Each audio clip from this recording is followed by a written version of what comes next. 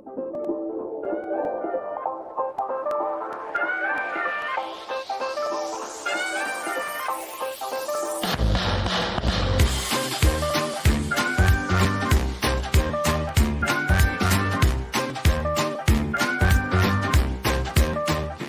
my name's Andrew Dean and welcome to In Focus. In Focus is an amazing gimmick. It gives you the ability to switch items, billets, cards, money, anything you want you can switch at any time. Not only that, you can make items appear, decks of cards, Rubik's Cubes, anything you want you can make appear. It is that good. It leaves you clean at the end. And I've been showing you the gimmick.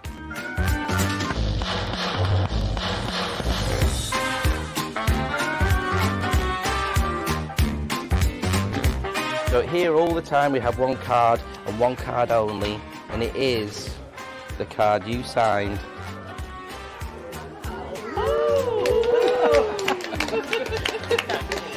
That was brilliant, thank you. In Focus has been a staple of my professional repertoire for a long time. It's quick, it's punchy, and it's guaranteed to get those reactions where your audience will remember the trick long after you've left the table. And one card here, if you take those, what was your card that you signed? It was? Take it and have a look.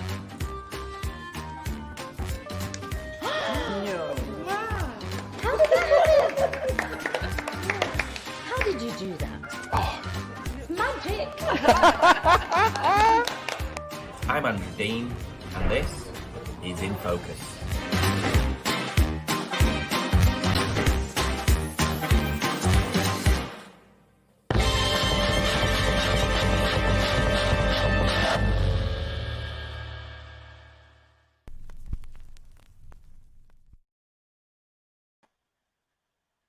Hello.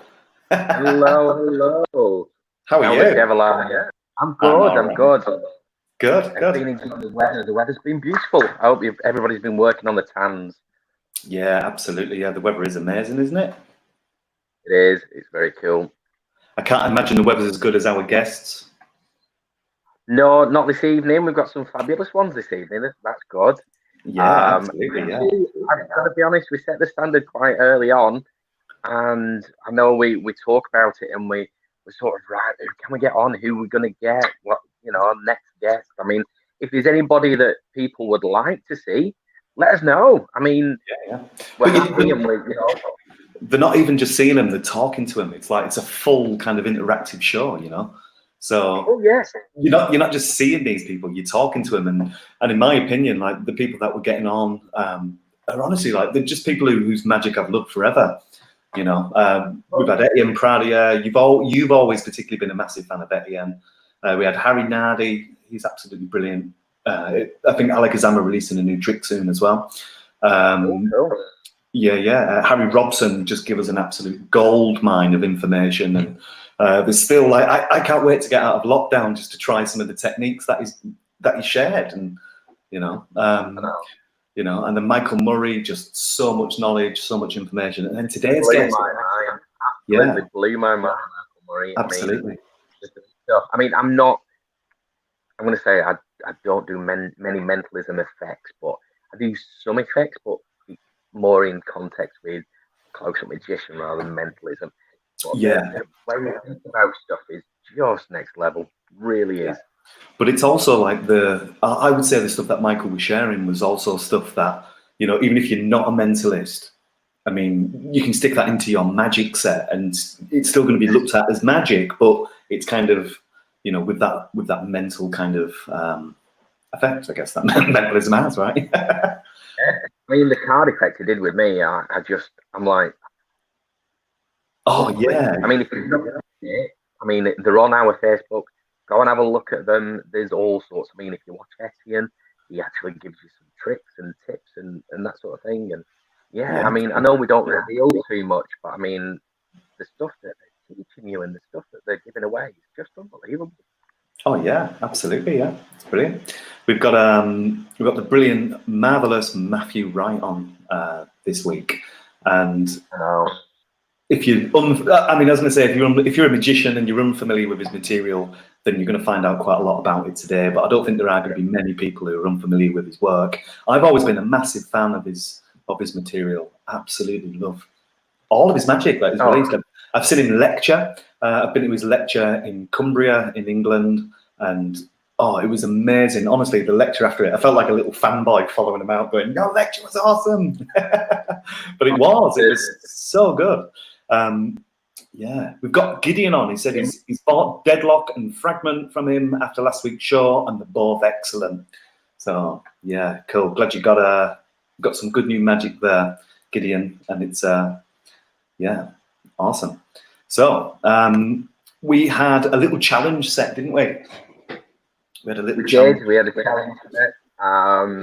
We've had, I mean, we not really ask a lot from the people that watch. I mean, we do sort of ask for them to take part in that sort of thing. We've had one video in this week that's been good, and we've done videos as well. And we were just talking about this. I feel like you cheat because I have to send my videos to you so you can upload them and put them on here. So you get a good few hours of watching my stuff. So I know.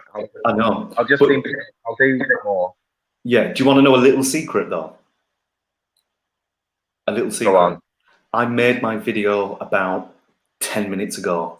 Seriously, I've been thinking for so long about what trick I'm going to do, and I finally just had to go, right, I've got to try this, and I've come up with well, we'll talk about it later, but should we get the judge on?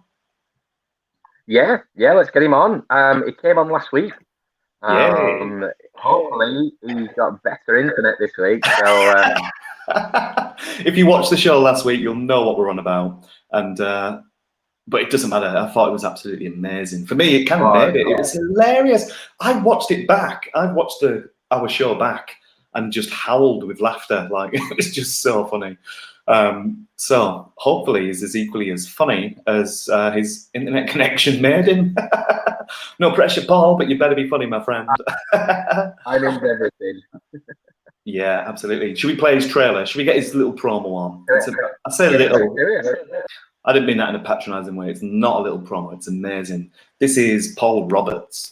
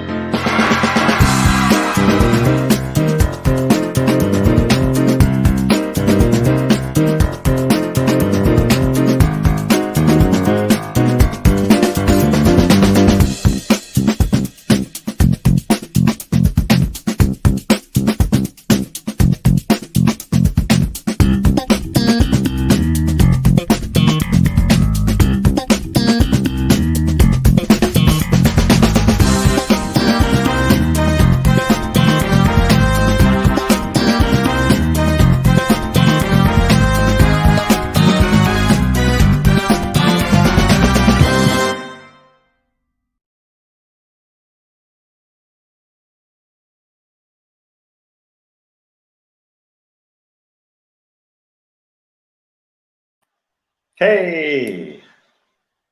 And here he is, the man himself. Oh, he's frozen again. I nearly fell for that. I was getting ready to kick you out then, Paul. I know you was, mate. I know. Sorry about last week. 1,000 apologies. I was Don't devastated. apologise. No, it's fine. Honestly. You sent me a message as an apology, and I honestly thought, like, it was just the best thing ever. If anything, you should have been saying, you shouldn't have been apologising. You should have been sending us a bill. It was so good. Anyway, how are you? Well, you did something to me. You pressed one of your magic buttons there. I didn't, but how are you keeping, Paul? How's your week been? I'm fine. I'm doing my thing. It's I'm safe and I'm well. And I You're guess looking well. at this time, that's all you can hope for, isn't it? Just be safe and well for now, and we'll get back. Yes, absolutely. Yeah, you're looking good.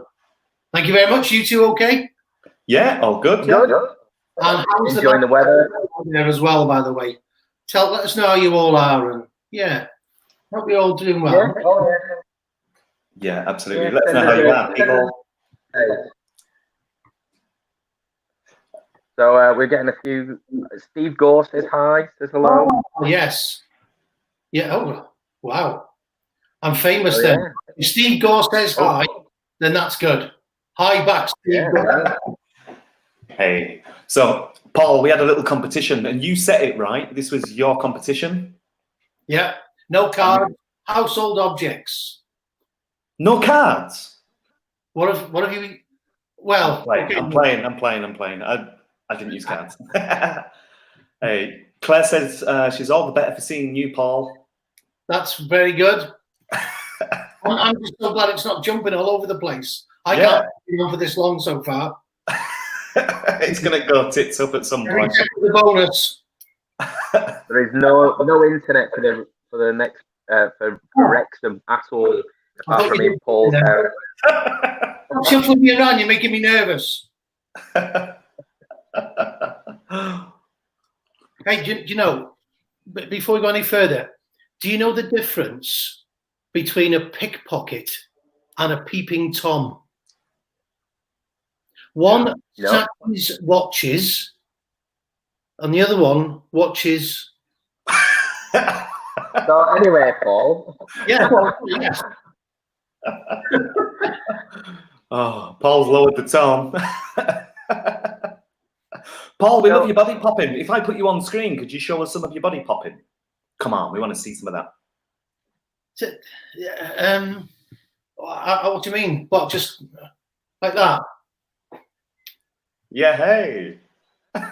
That's not body popping, that bit, is it?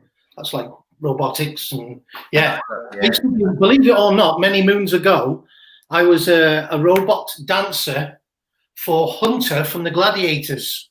What? I did a rap record out with a lady called Ruby Turner. No. And we toured with Anton Deck or PJ and Duncan as they were then, and Sonia and all these 80s, Peter Andre. And I was dressed up in a costume and I was like a robot. And wow. Have you got any photographs of that? Anything? I'd have to, I don't know. You have to dig out. Was that the days of actual cameras? Yeah, get off, right? Wow, that sounds great. The days of that. Yeah. Was that from the Victorian period? Yeah, something like that. We just had a pen and paper. I've got some pictures I drew at the time. Yeah. It's from a cave. So the competition was. Well, it wasn't really a competition, was it? But you've come on to be a judge, so I guess it kind of is a competition. But we set a challenge, which was to perform some magic with, as you said, with household objects. And I made mine about 10 minutes ago. I'm still wearing the same clothes. You'll see in the video. But Andy sent me, was it yesterday you sent me yours, Andy? No, this morning. I practiced yesterday because I spent the weekend thinking about it while I was in the garden doing the barbecue, all that sort of stuff. My brain was just ticking over. What can I do? How can I make it a bit different? I don't want to just do some sort of magic. I want to do something a little bit different for the magicians as well, just to sort of, And Joel just went, I've got to do something now. 10 minutes before the show. That's me at a gig, Paul. That's how I turn up, usually like with 3 minutes to go, maybe, if I'm lucky. By Joel. Jazzy Joel. So should we play Andy's first? Come on, fool me, magic boys. Fool me. Come on. All right. Okay. Is there anything you want to say, Andy, before I hit play? Close one eye. Close both eyes. Squint. You've always been my favourite person in the world, Paul, and just watching you perform, watching your promo before, Yeah. the joy that you have on your face is just, It's patronising, I had to pull him out there just to let you know. He's trying to score points. I'll bring him back in. He's still there. Sorry, did I accidentally take you out there? Is it Andy with a Y or Right, here we go. Dear. Andy, I'm going to hit play. Let's do it. I'm doing it. Come on.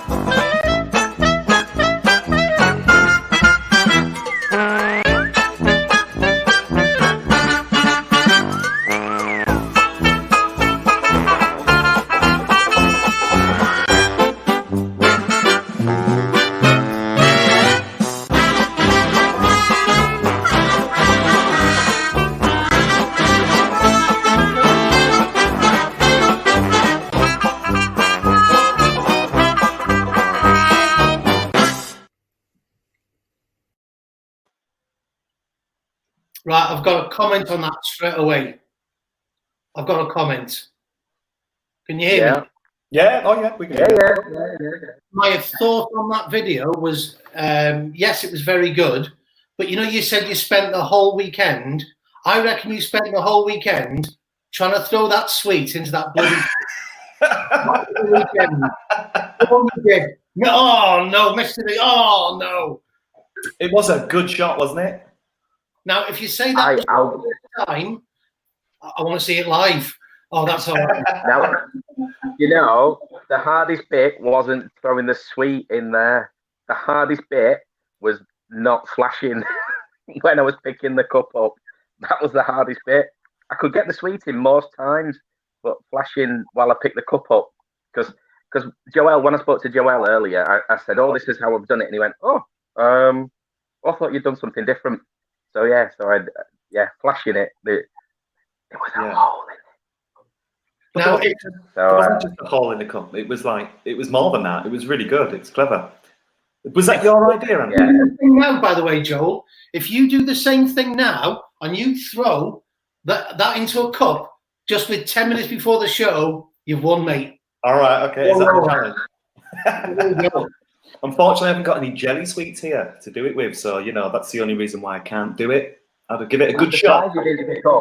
That jelly sweet were up my nose for like 20 minutes. It was everything's either up your nose or in your mouth, isn't it? When there's a thing going on here. I don't know what it is like, I would still say I would still say you probably ate it. Am I right? Did you eat it? Did you put it in the bin? No one was looking. Yeah. You ate it, yeah. I must have gone for 2 packets of those sweets while doing that. Right, are you ready, Paul? This is mine. It's really short. It doesn't last long. But what are we talking about here? But there's a big but here. I think it's going to fool you. Fool me, magic boy, fool me.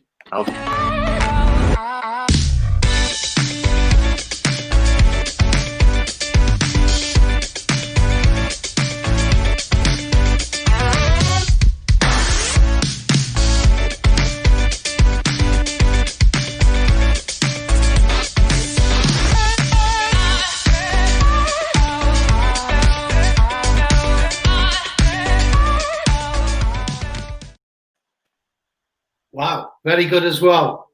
Did it fool you? Yeah. Did it? Oh, right, okay, cool. Yeah. Thanks. So, so do you want me to write down a winner? Oh, well, hang on. No, hang on. Haven't we got somebody that entered? Yeah. We've got another entry, yeah. Yeah, we've got another entry. We've got another one. Yeah. Oh. Are you ready? Yes. So what I'm going to do, I'm going to pull us out I'm glad I said out. Something else. I'm going to pull us out, and then I'm going to play it. So you ready? This is brilliant. Are you ready? So here we go. I'm going to pull us all out. Hang on.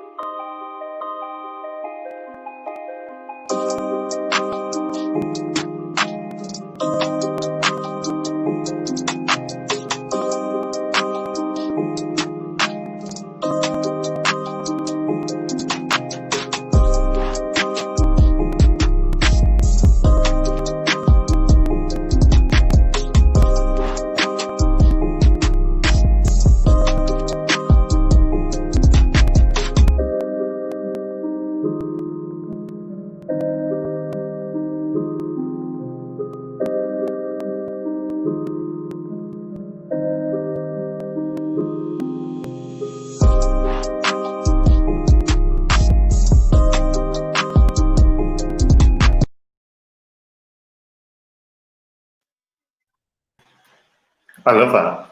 That was good, wasn't it? Yeah, it's really good, isn't it? When them coins appeared back in the purse, I was all of a quiver.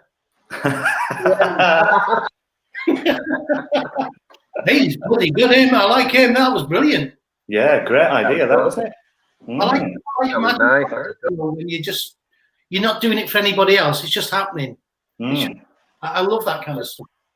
Yeah, absolutely, yeah. And I love the way. See, when I first watched this, I was wondering, what is he going to tip out? When he picked up the purse the second time, I was thinking it's either going to be little bits of paper or it's going to be some coins. I just thought it was such a good little take. It's kind of come full circle, And what was that guy's name? That's Jack Waller. He's very, very good. Yeah, absolutely. Watching that was great. Yeah. When he licked his fingers, put the candle out of his mouth, I thought he's doing an Andy Dean then. Something's going to come out of his mouth. I thought he's doing an Andy Dean. It would have been amazing if the jelly sweet came out though, wouldn't it? And a poker chip. What the hell? Yeah. Hey, thank you, Jack, for sending that. That was brilliant. Really love that. That was good. So his music was a lot cooler than mine as well. And mine. It was just he's got nice soft hands. I always look for that, bird cagey, just nice and just lovely, really nice. Like I can't really say anything about that except for it was really good. Really liked it. I enjoyed it too. Yeah. So have you got a winner, Paul? Yeah. Out of you Oh, two. go on. No, stick Jack in it as well. Okay. Yeah, out of the three of us, why not? I'll go for. Well, let's have a first, second, and third place. How's that? No, I'm not doing that. Listen, Paul, I can take it. Don't worry. We're all right. We're good. Question mark. This is it. Are you ready? Do we have a sound effect, a drum roll?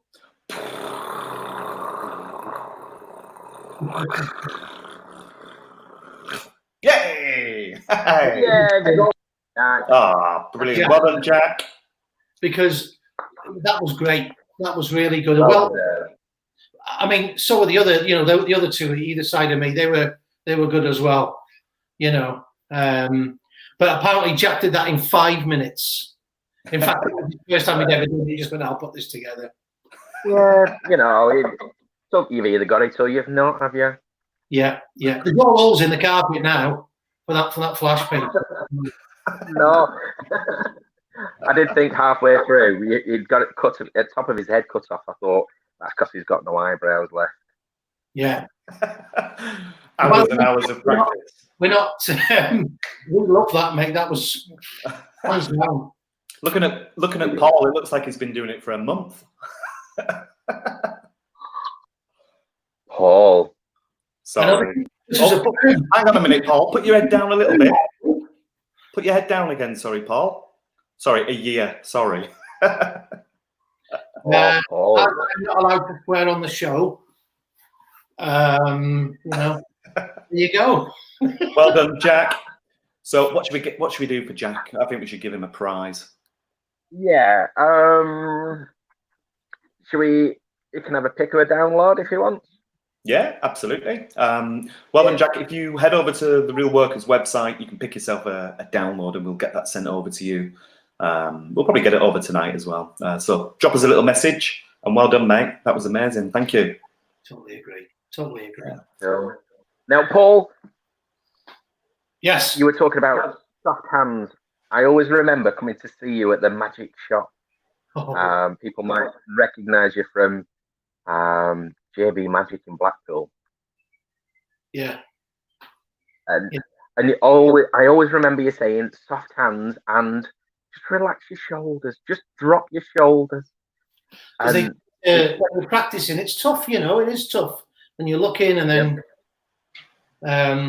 it was, we always talk about soft hands, but it was Richard Kaufman. I was at a convention once and I was doing the pass and I could do it pretty fast and Richard Kaufman said, "Do you want me to give you a tip?" And I went, "Yeah." He said, "Drop your shoulders right down." And I did it and I did the pass and even I didn't see what happened. I didn't even know I'd done it. It was that quick. Really? Dropping your shoulders right down, relax, and boom. So yeah. When, by the way, for any people out there, Andy Dean used to come into the shop at JB Magic, and what JB Magic, there was a lot of work in the background, making products and stuff. So a lot of the time, I'd be busy sewing cards together with elastic thread or roughing things. Andy would come in, and immediately a customer would come in, and I'd go to Andy, "Will you serve them?" He'd walk straight behind the counter. They'd asked him to dem something which he'd never seen before. He'd pick it up. He said, "I can dem this." He'd open it up, and within 5 minutes, he'd learnt it, demmed it, and sold it. Bloody hell. There you go. I had no clue. I didn't sell the bloody thing, but he could sell it straight away. Amazing. Oh, wow. Yeah. Packet tricks on a packet tricks. Just, the best one I ever demmed was called White Bikes. That was an amazing effect. What was that? Yeah, Say that again. What was it called? White Bikes. It was, it was. And Blizzard. White Bikes and Blizzard. Blizzard's a brilliant. Yeah, brilliant trick. Yeah. We used to have a clown that come into the shop with the red nose and the big feet and the baggy pants, squirty flower. And I said to him one day, I said, "Oh, he used to now and again buy some balloons And I said to him one day, I said, "You come in here every week. Where do you work?" And he goes, "I don't work." So I said, "Well, where have you come from?" He said, "Preston." I said, "How did you get here?" He said, 2 buses and a train. And I said, "You've dressed like that all the way to..." And he went, "Yeah, this is what I do." And I was like, "What the hell?" But you know what? When you, without people like that, maybe, man would be boring, wouldn't it? Because life would be boring, wouldn't it? Years after the fact, you're still telling the story. So he obviously, made an impression, and Of course he did. If he turned up dressed as a clown with a squirty flower, squirting people with his flower. Do you know, when you were telling us that story, I thought there was actually going to be a punchline at the end. No, it was a true story. And I think when you walk around the Blackpool Magic Convention and you see all these characters, I think it makes it for me. Yeah, absolutely. Yeah. Yeah. And good on them. If you like it that much, you go and put your clown suit on. Sorry. If you like it, go. You just like it. Just do it. Do what you feel's good. Yeah. Definitely, yeah. And keep enjoying what you love to do, and that's it. Exactly. Yeah. Oh, thanks for coming on, Paul. You're kicking me off. Before you go, Paul. No, just before you go. This bloody Matthew Wright's coming on next, and you get rid of the warm-up guy. You put the star on. Well, I didn't want to say that. Hey. I was just going to say, I bet you're itching to get back to work, aren't you? You're the resident magician at Gulliver's World, aren't you? I am. In Warrington. Yeah. So you don't just do close-up, you do stage shows and all sorts, don't you? From your promo we watched earlier, you do stage shows, you do all sorts. And if anybody wants to see anything like that, because I know you released it a long time ago, but you have electric. Oh yeah, or it works for me, or whatever you want to call it. Yeah. With all kind of stuff on it. There's everything on it really, and it's what I've done all my life. It's all I saw you performing your electric chairs as well. That's the thing that's on there, isn't it? Yeah, my take on it. I mean, the routine's quite similar to most routines. A couple of guys on stage jumping up, but I've designed a way that makes it, for me and for a lot of people who've purchased the DVD, to make the chairs work 100%. Right. Oh, right. So they work 100% of the time. Yeah. So no fear of anything kind of failing? No, because I've done it a million times and I've failed a million times, but then I don't fail anymore now.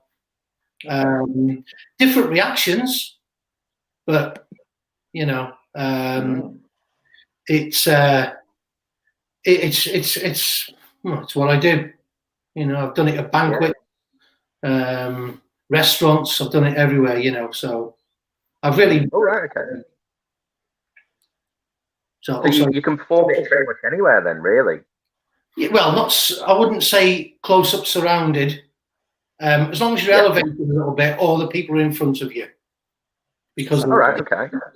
But there's a little process at the beginning that I do, which will make it work. Okay. Work. Sounds brilliant. So, I've actually seen you perform it. We did a show together years ago, probably about, I think that must have been about 10 years ago, and it was in Southport Theatre. Oh, yeah. Yeah. It was absolutely amazing. I remember it live, and it was like a massive talking point, and it honestly was like this huge talking point at the whole end of the show. Once that was done, everyone was talking. They got the people up on the chairs, and and it just created like a riot, because it's like memories. It's almost like, is this guy a hypnotist? Is he a magician? What was that? Like, it's just this mad experience, and the audience. It's like an experience created for the audience. Obviously, like magic is anywhere, but that's one thing that when people watch that, it's just freaky kind of. It's freaky. I would say it's quite freaky. That's how I kind of remember it. Yeah, well, I mean, I would never force anybody up on stage. They come on stage of their own accord. And if they want to come on stage and help, then they want to be a star anyway. And once they start jumping up, and they love it. They love it. Into it. Yeah. Excellent. The audience are laughing. They're like a star. Like the main star, Matthew Wright. They like him. You know, big star. So yeah, go on, sorry. Am I kicking off yet? Should we? We've got a little trailer for it actually. Should we play Yeah, it? let's have a look. Yeah, let's check it out.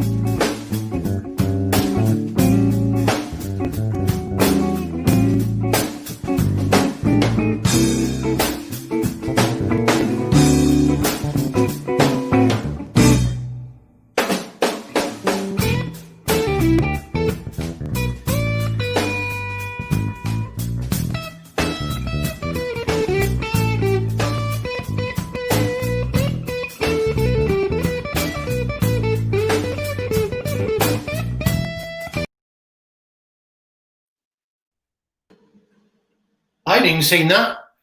Have you not? Harry Robson and Sean McCree were on it with me, and they are fantastic. Harry, you know what Harry's like. Oh yeah, absolutely. Brilliant, really. They're both amazing. Both amazing. Is that the one? Is that the one where he starts eating a bag of crisps halfway through or something like that? Yeah, he takes a call for a booking and everything. It's funny. I do a trip with a Rocky Raccoon, and we only had one, and the trip relies me on pulling the raccoon's tail, and a card flies out of his backside, or a bitten keel. And I did it live on the camera I pulled the tail off the raccoon, and Mark Woodsford, who was filming it, very clever lad, had to edit it to you know. But I went, I've just pulled the tail off a raccoon, but he still edited it, and it's still very excellent. Oh wow, it looks great. Right, Paul, we're going to leave you to it. No. It's Get Off. The star's coming on now. Get Off one. Not at all, Paul. Well, listen, you can actually get your DVD through our site now, can't you? Through Real Workers? You can, yeah. Yeah. You can. So, if you want to see any of that, they can. And I think we're doing a deal on it as well, aren't we? So if you head across, you can. Yeah, absolutely. And don't forget, if people sign up to the mailing list, you instantly get a 10% off every order for the future anyway. We've had that since day one, so yeah. Yeah, I think you're doing a fantastic job, guys. I really do. Good luck with everything, and thank you so much for having me on. Oh, anytime. Thank you, Paul. And thanks for kicking me off in such a lovely way. Get the star on now. Look after yourself, Paul. Take it easy, mate. Take care, Paul. Should we just kick him out, Andy? Should we just kick him out? Yeah, get the Paul. See you, mate. See you later. Bye, buddy. Hey, pal. Oh, it's good to have Paul back on. Do you know, in all the years I've known him, I didn't know that he toured with Anton Deck. No, that's amazing. Oh. Wow. And the robot for Wolf out of Gladiator. Yeah. That's brilliant. So good. Unbelievable. But so I think he's one of those. Oh, sorry. I was going to say he's one of those people that he's been in the industry for such a long time, and he does his thing, and he works, and he creates a lot of stuff and does all sorts, but doesn't really shout about it. So you know, it's great to have somebody like that on, because I like I said, I've known him for years, and I remember seeing him, and he would say to me, "Drop your shoulders a bit, do this, do that." And my performance came on leaps and bounds, and yeah, his style is so relaxed and so nice. Loads of extra little tips, and yeah, and I remember his performance, as I said, genuinely at the Southport Theatre, and it wasn't amazing, and I wasn't exaggerating. I've got photographs. I'll kind of share them in here somewhere at some point. But I honestly, like, I remember his performance was outstanding. He had the audience like in absolute hysterics. He was so good, so funny, and it was his electric chairs routine as well that he performed. That was just so good. Yeah, if you ever get a chance to go to Gulliver's World, go and watch him. He does Close Up Round the Park, but he does a stage show, and it's fabulous. It's so good, and it's for the entire family, and he does all sorts. He does a really nice hand through sort of glass illusion. Oh, just beautiful it is. Oh wow! So, yeah, excellent. So, yeah, cool. Oh well done, Jack. Jack, anyway, won the competition. Yeah, Jack, showing us up every week, Jack. You're doing really well. Hey, so let's talk about Matt Wright. We got him on. Matt Wright. I mean, he's done pretty much everything, hasn't he? Yeah, absolutely. Yeah. Oh, yeah. I mean, finalist in FISM. He's won all sorts of awards. He's created magic for everybody, pretty much. And just unbelievable. I mean, if you didn't ever see his FISM act, go and find it. Absolutely amazing. Really is. Yeah. So I think we should play his little intro, and then we're going to get him straight on. Let's do it. Let's do it.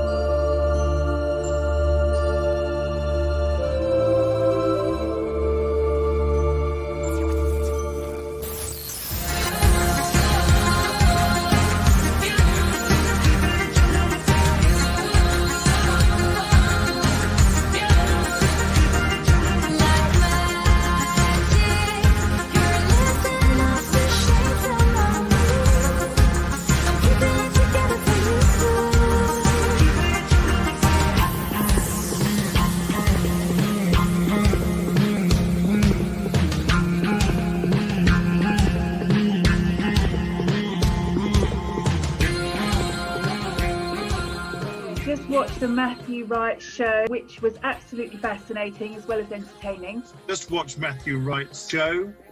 We invite a whole lot of people join, lots of applause, lots of excitement, some great classics in there and some really intriguing new ones. Great lecture, great show. Really enjoyed the show and highly recommend it. Brilliant show. Can't wait to come and see you live once again. This is the finest online show I've seen yet, and you are just absolutely amazing and very entertaining. But I highly recommend watching Web of Secrets. One of the best shows ever, and we're going to recommend it to all our friends and family.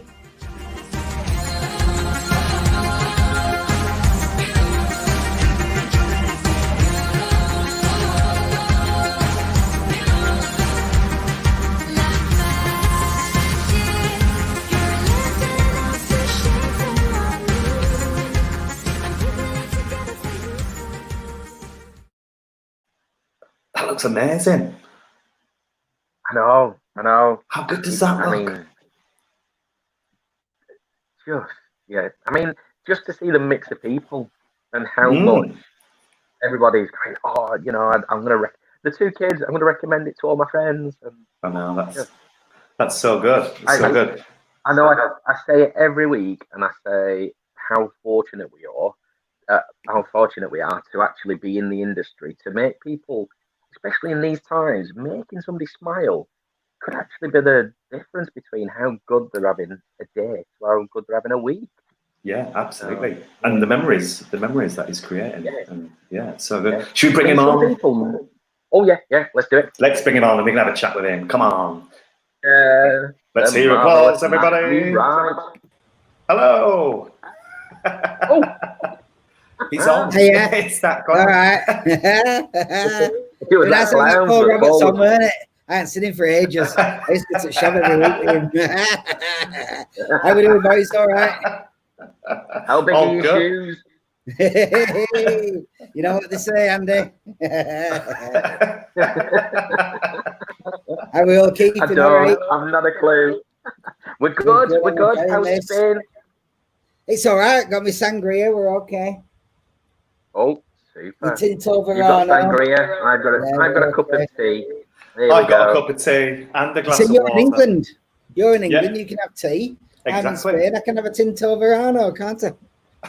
Oh, the tinted. You're picking up the lingo and everything. It's I don't know what fluent. it means.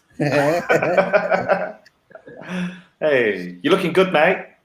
I'm looking fat, is what I'm looking. You're not. Yeah, most people have been working out during lockdown. I've been eating. So. I've been eating I think quite we a all bit. have. I think we all have. Yeah. Right. That's why the camera's here. The horrors and stuff, which is obviously not very nice. I've quite liked it, really. Yeah. I've got on with stuff, got stuff done that I haven't done for ages, so it were all right. I mean, my business is in bits, and loads of people aren't very well, and everyone's having a bad time, so there's nothing to be crowing about. But I've been all right. I've managed okay, I think. Yeah. Joel and I were talking, and we were saying, actually, it proves how antisocial we are. My lifestyle's not really changed that much, apart from not going working. I know exactly. When we closed the theatre at the end of October, I live up in the hills, up in the mountains in Spain. I'm in lockdown from November to February anyway. I don't see anyone. So I've just had a determination. So you're used to just spending quite a lot of time on your own anyway, like over the winter. Is that what it's like out in Spain? Yeah. I mean, I do a lecture tour every now and again. But a lot of the time we just lock ourselves away because we're mixing. We do 5 shows a week and we're just constantly mixing with people, which is lovely. But by the end of it, it's nice to just have a little downtime. Yeah, absolutely. Yeah. Yeah. Dogs to walk and stuff. So we live up in the campo. Okay. Fields in Spanish. So are you working on lots of new stuff when it opens again then? Do you know, I've hardly really thought about opening. I took a complete break for about 6 or 7 weeks, did no magic at all, just concentrated on photography and looking after the family and all that sort of business. I thought when magic comes back, it'll be all right. But then I started missing it, so I put the online show together, which I'm loving. Yeah, it looks great. How have you been finding the online shows, Matt? It's brilliant. I really, really like it. I mean, it's much, much harder work. I'm doing so much for it because when I'm in the theatre, all I do is go out and do the magic. I've got people doing the lights and sound, and I've got people running the tech side of it. But here, I'm doing everything. I'm just running the whole lot. It's crazy. And I think I don't mean this in any kind of like patronising way, but I think when you put a show together, it's not just somebody who comes out and does a few tricks. So when I say that, I mean when I come out, even in my shows, I perform some tricks. I go out of a box, I put my box down, I open it up and I perform tricks. But with your shows, they're very they're very well thought out, I guess is what I'm saying. Well, this online thing is like a TV show. It's having your own personal TV show. So I spent days and weeks doing the graphics for it. I mean, you love your graphics on this show, but I've got all sorts going on. I mean, I don't really know. I don't think I can show you, but I've got. Let's have a look, see if I can. Now, this is one that I put together for it. Is that showing? No, it's not. No. Oh, how strange. Are you doing like a screen share at the moment? No, hang on. Let me stop because I should be. You're full screen now. That's a strange thing. That I thought all my show stuff would show up on your screen, so I'm going to struggle with this now. What I had planned, I thought it'd just show up. Oh no! Yeah, that's what. When we came through today, I thought that's what we're doing. Hang on, let me have a look where my camera is on my settings. Oh, maybe that's why. Well, we're getting. Hang on, I'm going to switch. I'm going to switch. Am I still there, or have I gone? Your audio's there, but I think your camera's frozen. Right, give us a minute. We'll be back with you in a sec. Let me make sure that we'll talk amongst ourselves. Did you hear some music when I was doing all that? Oh, that's why. I've sussed it now. We'll be there in a sec. Here we go. All right, cool. I'm there now, aren't I? I'm in Torremolinos, or not far from Torremolinos. Here we go. Let's see if this. And is that where? Oh, oh, there we go.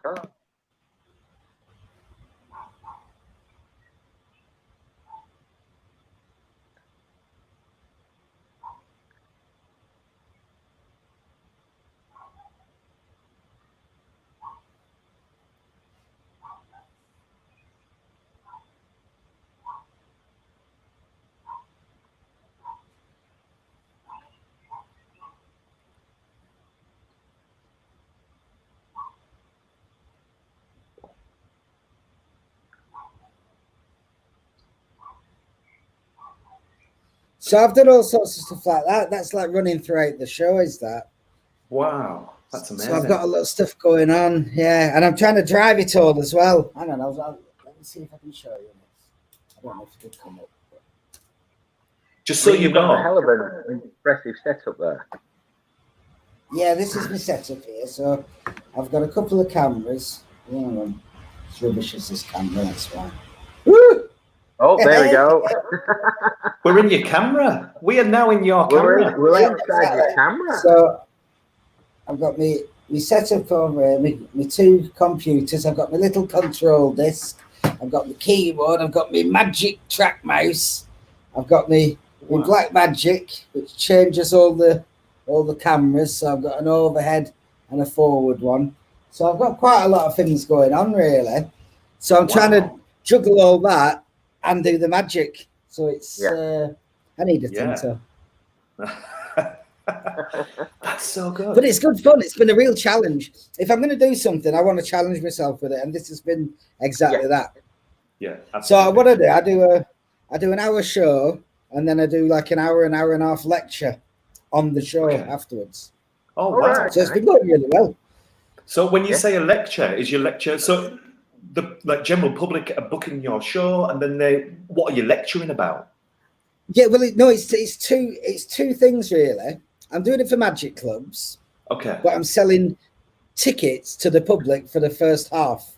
So the first half is just an hour's show, and then we go off into a separate Zoom meeting with the club, and we do a lecture on what we've just seen in the show. And we go about all the technical stuff and all the great camera idea. stuff. It works really well. Yeah, it's been really well received. Yeah, that's great. So it's like a behind I the like scenes. lecturing because people have to listen to you, don't they? They do. Most of the time, if you go on forums, everyone's shouting at each other. But if you've got a lecture, they've got to listen, so it's nice. Yeah, absolutely. So we've got a question in from Gideon. He says, do you find Spanish audiences different to British audiences? I don't have any Spanish audiences.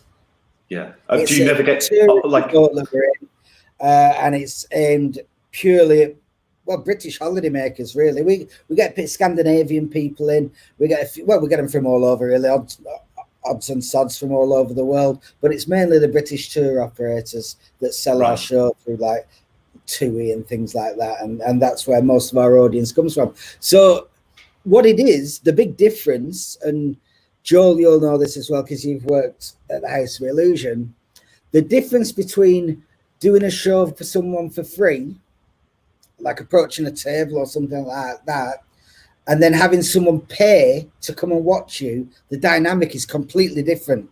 They've chosen to be there for a start, so you're not intruding on them. And not only have they chosen to be there, but they've chosen to spend money to be there. So they want to see good magic. They're a fan of magic. They want to see the best show they can. So they're going to shut up and they're going to listen and they're going to watch and they're going to do what they want to do. They're going to cheer at the right times and all that sort of thing. So it's just perfect conditions, really. Sounds great. That's brilliant. Do you know, once lockdown is over and done and we can get over to Spain, I'm going to come over and just watch the show. I can't wait. It's going to be brilliant. Come on, yeah, you can. Andy, you said you were coming over at some point, didn't you? So we'll get you. Well, I enjoyed it when I came over last time. Yeah, be fab. Yeah, it'll be amazing. We're all grown up now. I mean, the last time I came over, I didn't have any children and that sort of thing, and yeah, we've all got children now and all settled down. I'm not going to say what you got up to. Just enjoyed myself as you do on holiday. You're young on holiday, aren't you? You can do what you want. If it means anything, I've got a friend who's got 7 children, so you don't want to know what he's been up to. 7 kids. Lots of practice. Yeah. It's a hobby. I know. No, that is his hobby. Listen, Andy, right, I think might be a lot posher than me because he keeps calling you Joel. Is that like a Sunday name? Is that, or am I saying it wrong? No, you're saying it wrong. No, you're not. You're saying it right. Some people call me Joel, but my actual name is Joel. It's got some umplats over the O. So right, there you go. Then I'll call you Joel now. Yeah, thank you. When are you going to call me? I asked. Anytime you want, sweetheart. You noticed how I was posh. It wasn't that your name was incorrect. It was I was posh. Right, you got a fish behind you. I've got 2. Hang on. Oh, he's showing that he is posh. He's got 2. Right, we're not counting. They're called my little boy named them, and they're called Optimus Prime and Bumblebee. Are they Power Rangers? Transformers. Oh yeah, Transformers, of course. Bumblebee to transform. Oh, is he the yellow one on the adverts? He is. He's the yellow one. Yeah, Bumblebee and Optimus Prime. Well, I've got a little girl. I haven't got into Transformers yet. Oh, plenty of time yet. You'll be fine. So it changes every 6 months. It changes. It's something different. Power Rangers at the minute. Is it? But yeah. And we've just got into a program called Gravity Falls. So yeah, oh yeah, it's amazing what you watch when you've got kids. I find myself watching it when he's gone to bed, and I'm like, what am I doing? I ain't got time for telly. Oh no, I kind of watch it while I'm practicing and doing all his challenges and all that sort of stuff. There's one show that I watch, and I don't know why, but I love it. Forged in Fire. Oh no, I don't know. Fire. I've never seen that. What's that? Alarm goes mad. It's just guys making knives. I don't even like knives. I've got no. I thought you watched it with the little one. No. Darcy loves it. She loves knives. She's growing up fast as Darcy. Gosh, I know. She did her first word the other day. Oh, what was it? Well, I'll tell you what. She's a bit of a genius, right? So I'm gonna. In fact, Andy, we'll do this for you, right? Okay. There's a website. Yeah. Right, just send you a link to a website that's all kids' first words and stuff like that. So if you just go to that. Yeah. Is it on Messenger? Pardon? Have you sent it on Messenger? Yeah. Just I sent you a link to Messenger. If you click on that. Yeah. There's a search bar. What I want you to do is think of a word that you think Darcy might have said. This one? And then write meaning. So write the word and meaning. Don't tell anyone what it is yet. Okay. Just in that little search bar on the link.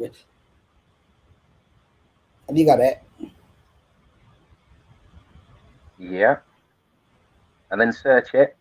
Yeah, you can search it, yeah. Just so you know the meaning of the word. Okay, yeah. You got it? I've got it. Now, I don't want you to go for anything that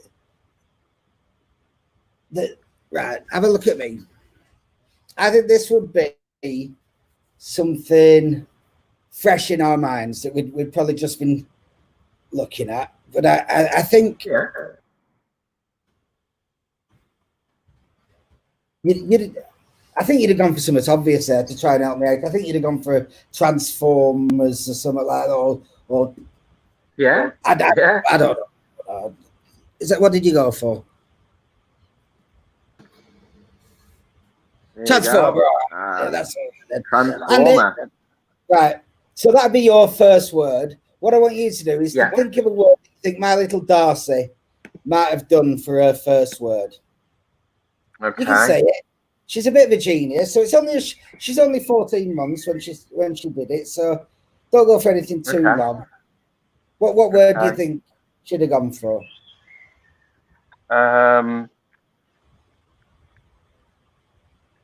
You can tell us. Oh, I can tell you. Yeah. Aeroplane. She's only 14 months, just a little one. Oh, a little one. Plane. Plane? Why plane? Yeah. Well, I'm guessing you see them quite a lot, really, because obviously you'll be travelling backwards and forwards. Not now, but straight to our heads to do. And she's a big fan. Points at him, which is weird. To be fair, I'm not that clever. I still point at him.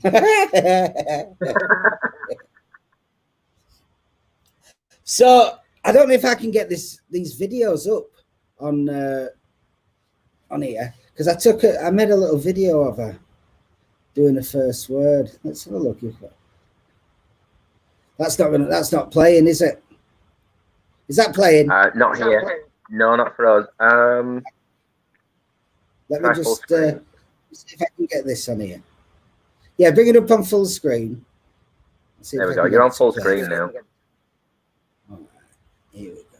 Let's have a little look at this.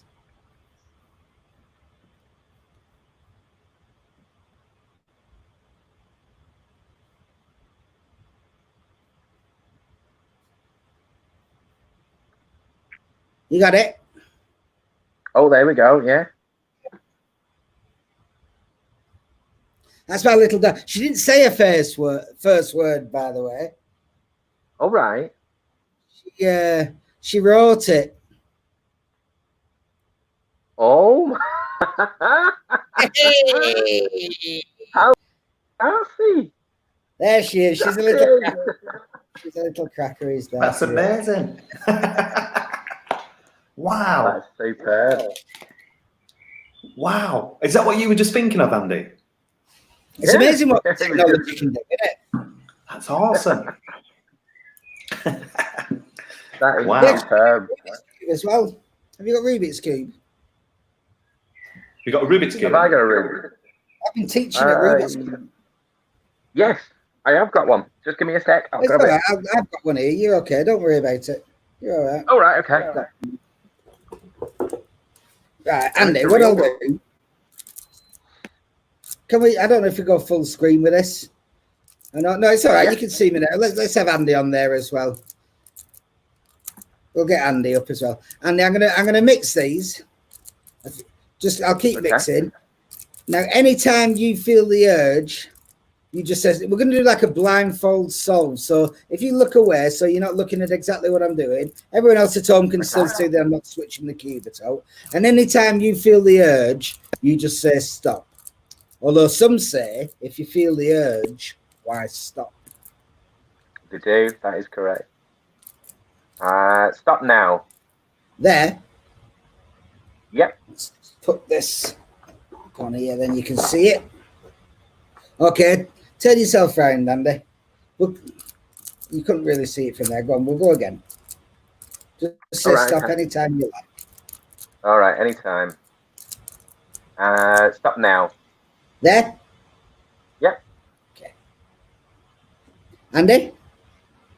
You can turn and look. You didn't solve it, which is unsurprising, really, but not to worry. Because my little Darcy Rose, she didn't solve it either. We're going to go to my website, actually. I don't know if you can share this screen. If you want to go to my website, Joel, I don't know, it might be better you go to my website. It's www.chamberofsecrets.eu/Web of Secrets. I can show you on here. I might be able to do it this way. Let's have a look. Oh, there we go. It's on you. It's there. Oh, we on?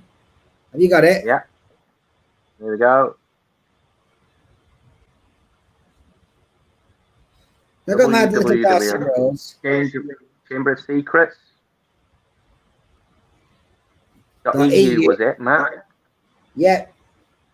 .eu/web of secrets. There you go. Oh. Okay, that's my page for the Weber Secrets. If you scroll down, should be a picture of my little Darcy Rose there. Oh, yeah. That's so she weren't happy because she didn't solve it, but she's got it in. Yeah, there you go, perfect. You can see there's 2 blues with a white in the middle, and 2 reds, 2 blues at the bottom and a white. On the top, 2 greens and a white, yellow, green, orange, white, blue. And then on this side, 2 yellows, a red, a white and orange, and 2 greens, a white and a blue. Andy, my little Darcy Rose. She's a good one, isn't she? Oh, let's have a look. Let's go back to Matt. What have you not got? Oh, yeah, we need them both up there, don't we? Sorry, there we go. We should have let me. 2 blues and white. Red, white. Yeah. Trust me. Hey, Matt. Trust me. Hey, she's good. Hey, she is. I thought we might have gone split there. Sorry, that was my fault. I sprung that on you there, Joe. But that's okay. She's a good one, my little Darcy Rose. She's learning. Her hair's crazy, though. Well, listen, at least she's got some. Mine's going. That's all right. One thing that I'm all right with is the old hairdo. I'm okay. I've had it cut today. First time in 3 months. So, wow. Yeah. We're all right.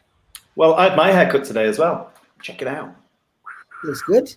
Are the barbers? You did it yourself, though. You did it yourself. Yeah. Mine's left-hand thread. I just screw mine on. Hey, wow, that was so good. It's doing tricks from my show, but trying to get them to work online. You know what I mean? So I was never really big on the technology side of stuff, and this kind of forced me to re-look and reevaluate techniques and methods. And this is a magician show, isn't it? We can talk a bit about techniques, can we, or not? Yeah. Secrets, yeah. So yeah, using a lot of the technology to come up with stuff is quite fascinating, really. I think one thing that I've learned, I'll take a lot of this into the live show. Yeah. Okay. Yeah, I see. Like, so basically, you've used a lot of your time to kind of develop new skills, like during lockdown and. Yeah, absolutely, new techniques. I'll tell you one thing I've learned doing these shows, which surprised me. If you do these shows sat on one of these leather gaming chairs and you don't have pants on, your bum gets well sweaty. Look at that. Dripping. Honestly. That's amazing. Dripping. Oh, my life. Was it a last minute decision whether it was boxer shorts or not? What's that, Andy? I said, was it a last minute decision to wear boxers or not? I never do. I'll tell you what, I've got to really concentrate in the show because if I drop anything, I'm buggered. Really? I can't pick it up. Jeez. I do all my shows. Timing? Pardon? You're doing pantler? How are you finding timing? They're all right. What, rhythm and timing, you mean, or the length of the show? No, length, the timing with rhythm and stuff like that and interacting and all that sort of thing. Yeah, it's a little bit awkward because there's a bit of a delay on my Mac because I go through an awful lot of software. I'm going through about 3 different programs before I get to you. So I don't know what it's like for you, whether you get the echo. Steve Go can't unsee that. He's seen it before. I don't know what he's saying. That must have been a post from a few years ago, that one. I don't know where I were now. I've thrown myself with that. So yeah, the rhythm, that's where we were. Yeah, so I've got a little delay and a little echo. So what I say, half a second later, I hear back, which throws me out of it. But from doing the Magic Outlet shows and all that sort of thing, I've kind of got used to it. I don't know if that happens with you guys. Does it or not? Yeah, we kind of got used to it now because you kind of finish what you're saying and then you have to wait a few seconds to see whether you're going to get a response or whether you carry on or, you know. So but you don't hear yourself a second later in your headphones, no? No. All right, okay. What, are you hearing yourself now? Yeah. Oh, no. I say yes, and then half a second later, I'll hear what I'm saying coming back. Has it always been? Is it like that when you're doing shows? Yeah, everything. Yeah. Oh no. Yeah, That must all be the so time. difficult. But not only is that difficult because you're hearing yourself again, but even just like for me, when I hear my own voice, I think, oh, is that me? So it kind of put me off from like people hearing me. Do you know what I mean? Well, this is my voice, so I'm all right. All right. This is listening to someone else, so I'm okay. Hey. But yeah, So- it took a bit of getting used to, but I'm used to it now. Yeah. I've got a little trick. Do you want to see it? I do want to see it, yeah. Okay, right. Oh, come on, let's do it. All right. Oh, I'm gonna Andy, do I this. thought you won, by the way. Oh, thank you, Matt. That's very kind. Yeah, I thought you won as well, Andy. No, I can tell you why, if you want. I'll give you a bit of feedback. Go on. Yeah, go on. You were the only one, Andy, who weren't showing the crotch. See, Joe's just gone to show straight to crotch shot. There's no way that. It'd have been just massive misdirection if I had done. That's all it'd have been. It wouldn't have been massive misdirection, would it? It would have been a little teeny bit of misdirection, wouldn't there? Like a willy, but smaller. Right. Right, Joel, let's have a look at this. Here we go. I'm going to try and keep this as quick as I can, right? I need Andy and Matt for this. Hang on, let me try this if this works. Yeah, we'll go for that. Is that all right? Okay. Yeah, perfect. Perfect. Okay, so this is the idea. I need you both to think of a number. It's going to be between 1 and 10. So we need to make sure they're two completely different numbers. So Andy, the number you're thinking of, let's go for a number between 1 and 5. Or it can be from 1 to 5. And Matt, you're going to go for a number from 6 to 9. All right? Okay, so, and then we're just going to put them two numbers together to create a 2-digit number. So Andy, what is your number? 2. The number 2. And Matt, what is your number? 8. 8, the number 8. So that is, when we put that together, it's 28, right? Yes. Or, of course, it could be 82. But what I'm going to do, I'm going to be counting down the cards. So I need to go with the smallest first. That's why I said we're going to go for a number between 1 and 5 to begin, and then we'll have Matt's on, right? So obviously that is the number 28, right? So what I'm going to do is count down exactly 28 cards. I'm going to do it pretty quickly. There'll be no funny moves or anything like that. Oh, and this here, I'm just going to leave it right there at all times, right? So 28, watch this. 1, 2, 3, 4, 5, 6, 7, 8, 9, 10, 11, 12, 13, 14, 15, 16, 17, 18, 19, 20, 21, 22, 23, 24, 25, 26, 27, and the 28th card is right here, right? Yeah. Are you happy with that? Yeah. See, this is the strange thing. That's fair. Yeah. So, Andy, you said the number 2. Matt, you said the number 8. This is the 28th card in the pack. And this card is the King of Spades, right? Okay. And my prediction, which has been here all along, and it is just my prediction, just so you know, it's nothing to do with the box. I could have this in a glass or something like that. That is literally just a cardboard box. There's that one card. And that card is also the King of Spades. Oh, yes. Oh, and the strange thing, you're probably thinking that these are all the same. You might think that these are all the King of Spades, right? Well, the thing is, these are all the same, but these are all blank, completely blank. And you can check them out as well. Obviously, you can't, but you can virtually check them out. There's no sticky stuff. There's nothing. They're just regular cards, and they're matched perfectly. Ta-da! There you go. Yeah, there you Cracking go. that, wasn't it? Do you like that? That was good. That was good.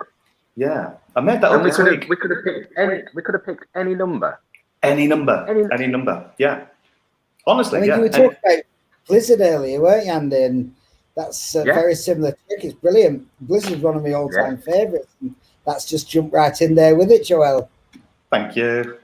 Glad you like it. That was nice. Yeah, and it's just genuinely like blank cards, yeah. Just a blank deck. Yeah, amazing.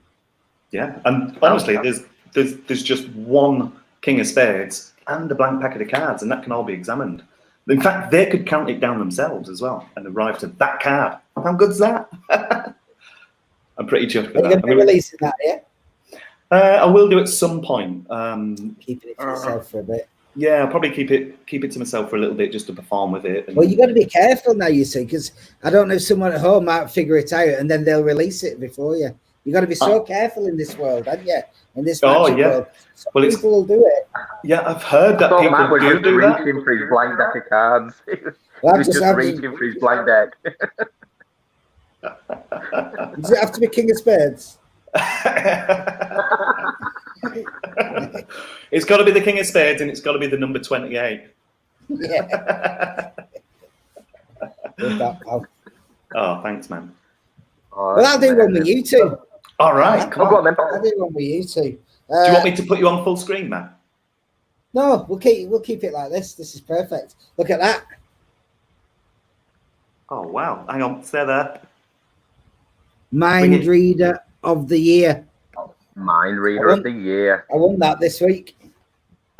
Did you? I was really, really happy as well because there were 4 people bidding on it, which is good. 89p, including delivery. Can't beat it, can you? So here we go. We'll try this with you. Joel, we'll try this with you. Okay. All right. I need you just to take a look at one card for me, if you will. Not the Ace of Spades because it's right on top, but just have a look at one card and remember it for me. Have you got one? Yeah. Are you happy with it? Yes. Yeah. Do you want to change your mind? No, I want to keep it. You can change if you want. No. I need you to be happy. I'm happy with that. I did change my mind. I kind of mixed through and then I stopped. I've got one. But now you're happy. Do you want to go again? No, It's up to you. No, I'm sticking with that. Happy, Joel. You're all right. You're happy. Okay. Yeah. Andy, we'll try this for you. We'll go down. You can see all the cards are different. Whenever you like, you just say stop. Stop. Okay, take a look at it. Don't let anyone see. You got it? Okay. Yep. Perfect. Concentrate on your card. Are you happy with it, Andy? Yeah? I am, yeah. Yeah. Are you sure you're happy, Joel? I'm going to put these away. I need you to be happy. Yeah, You're I'm happy. Yeah, Perfect. Concentrate on your card. You're concentrating on Andy, yeah? You got it, Joel? I am. Yep. Yeah. You're thinking of a black card? Yeah. Yeah. Yeah. 2 thoughts. 1 card. Mind Reader of the Year. Okay. It's you got it, Andy. Yeah, you thinking, Joel? Yep. It's a number card. No, a picture card. It's a picture card. Yeah. Yep. Yeah. 2 thoughts. 1 card. On the count of 3, I need you to name your card out loud. Mind Reader of the Year. And it's not cheap. This. It's the solid gold. This. Not messing about. Okay. Is Count this of 3, me? both of you together. Name your card. 1, 2, 3. Jack of Clubs. Queen of Clubs. Queen of Clubs. There we go. Mind Reader of the Year. Did you not go for Queen of Clubs, Joel? No, I went for the Jack of Clubs. Mind Reader of the Year. Hey, there we go. Bring that closer. Hang on. Bring that. Can I bring it right in? What? Oh my God. Oh, it's engraved in there. There we go. That's me and Harry's trick. Did Harry do it for you? No. No. Oh, you wouldn't recognise it if he had. Good, isn't it? It's good, isn't it? That's not good. That's amazing. Me and Harry's That's trick. really, really good. I'm all caught up in my headphones now. Wow. That's brilliant. Matt, can you hear me? Can you hear me? I can now. I've got my headphones back on. Do you perform that close up and on stage? Mainly close up. I can perform it on stage, but it's mainly close up. I do that and another trick together for the queue as they're coming into the theatre. I work the queue to get everyone in the mood to find out who's going to be right for using the tricks and stuff like that. So Wow. I do that and another trick both together. Yeah. I'll do the other trick if you want. Oh yeah. Wow. Thanks for doing that. That was brilliant. Do you want me to put you on full screen, Matt? No, we'll stay there. I'm going to draw you a picture in my mind. Now it's a picture of something, Joe. So it's not a shape, it's not a square, circle, triangle, star, nothing like that. It's a simple drawing, something a kid might draw. This might work better with Andy. I'll tell you what, Joe, I'll try with you. All right. I'll give you one chance. If you get it wrong, we'll go with Andy. Because Andy will get this 100%, I know. Simple picture, not a shape. Something a child might draw. Joe, what picture do you think I was thinking of? Okay, a boat. It was a boat. Mind reader of the year. Here all week. Would you have gone for boat, Andy? No. See, that's why I didn't pick you. I was knew thinking. you wouldn't get it. It's boat.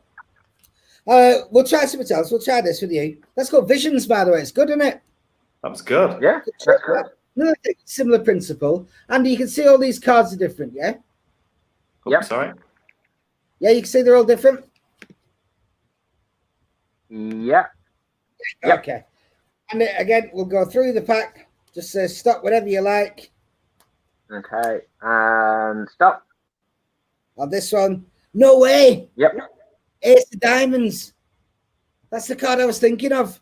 That's my favourite card. Ace of Diamonds. Mind reader of the year. Ace of Diamonds is my favourite card. I always have a card in my wallet. Inside the wallet, I've got a little envelope. Paper clipped to a business card. Inside the envelope is one card. It's the Ace of Diamonds. Wow. Mind reader of the year. Yeah. Do you know why it's my favourite card, Joel? No, go on. Got a picture of a boat on it. There we go. Mind reader of the year. Wow. There we go. God. Visions. It's good, isn't it? That's your trick. Yeah, it's one of my favourites. That and the medal together, doing them as like a two thing. Yeah. It's just like comedy mentalism, really. It's really, I like mentalism, but it's not really my character. So I like to put a bit of comedy with it, but still keep the magic strong. You know what I mean? I mean, it can be done as a straight mind reading trick. Both of them can. Yeah. But I think to add a little bit of comedy it suits my character really. But those two combined, I really like doing them together as one trick. Wow, that was Really so good. And you get the waves of is that really the effect? And then you bring it back up, and then so it's really, really nice. And I like playing it with two people. You know, you can play one off the other, and there's always a bit of comedy, a little bit of banter going between the two. So I enjoy it. That's so good. That's amazing. We've got a guest who's just popped on. Who's that? Is it amazing? No, it's Mark Bennett. Mark Bennett? It is. You said the amazing Mark Bennett. Yeah. Don't put Mark on, because he'll say something, and he always trips me up when we come on with Mark. He'll have some in-joke that he knows is going to be really, really embarrassing, but he'll say it so subtly that I'll trip over all my words. You put him on if you want. Ready to go. No, I was kidding. Don't I can't hear myself. There we go. Yeah, I can now. We can hear you. I can't hear myself. Good. That's all right. Why is it not on speaker? Does he know he's on? Good angle there. Hello. Who are you with? I'm a little bit confused. Oh, am I on the? Hold on. I can't hear myself. You're live on the show. I'm going to join on my laptop. We I can't can hear hear myself. you. I'll come back. I'll come back. See you in a bit. Bye. Bye. Are you sure that wasn't Harry Robson? Pardon? Are you sure that wasn't Harry? Yeah, it's as technically savvy as Harry, I think, is Mark. Mark's doing his own online shows as well. It's very good. We watched it the other day. Yeah. Have you seen his promo? Have you seen his promo's amazing. I made his promo. Oh, you did? Yeah, you did. Yeah. Was that an honest to God, real, genuine plug? I think he was, Matt. I think he was patronising you just then. No, not at all. Honestly, not at all. It genuinely is one of my favourite promos because it is just the funniest thing. I'm If you so can find sorry, it, Joel. Yeah, you can show Yeah, it. of course we can. We're online. We can do whatever we want. Yeah. No, but there's swearing and all sorts in it. It's gone past It's all right. the curfew of swear. We had Etienne on. He dropped a few. And Fred. Well, Joel, I'll send you a link. You can put it up if you want to. Okay, cool. When it comes on. Let me Okay. just have a little Genuinely, search. Matt. Yeah. I at the back of my head, I knew you'd done it, but I didn't put the 2 and 2 together straight away just then. It is just, if people haven't seen it already, go and get a drink quickly, sit down. It is one of the best promos I have seen. It's probably the best promo I've seen. It's all right. We're going to share it. We'll share it now. Are you firing it over? Character. That's what it does. Yeah, I thought I had it then, but all right. Do you want me to find it? well, that'd defeat the whole point of me sending it to you. Because the title that you'd be searching for is sweary.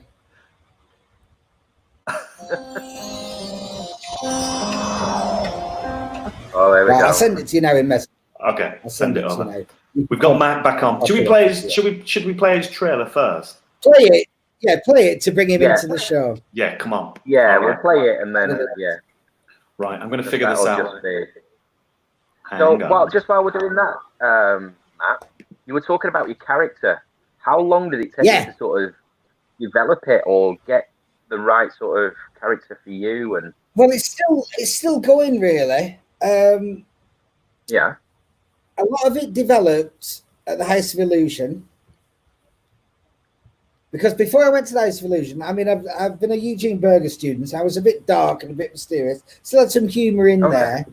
But my first year at the House of Illusion, Matt Edwards had just left, who was a massive comedy magician. He just left. So they had a comedy magician role to fill.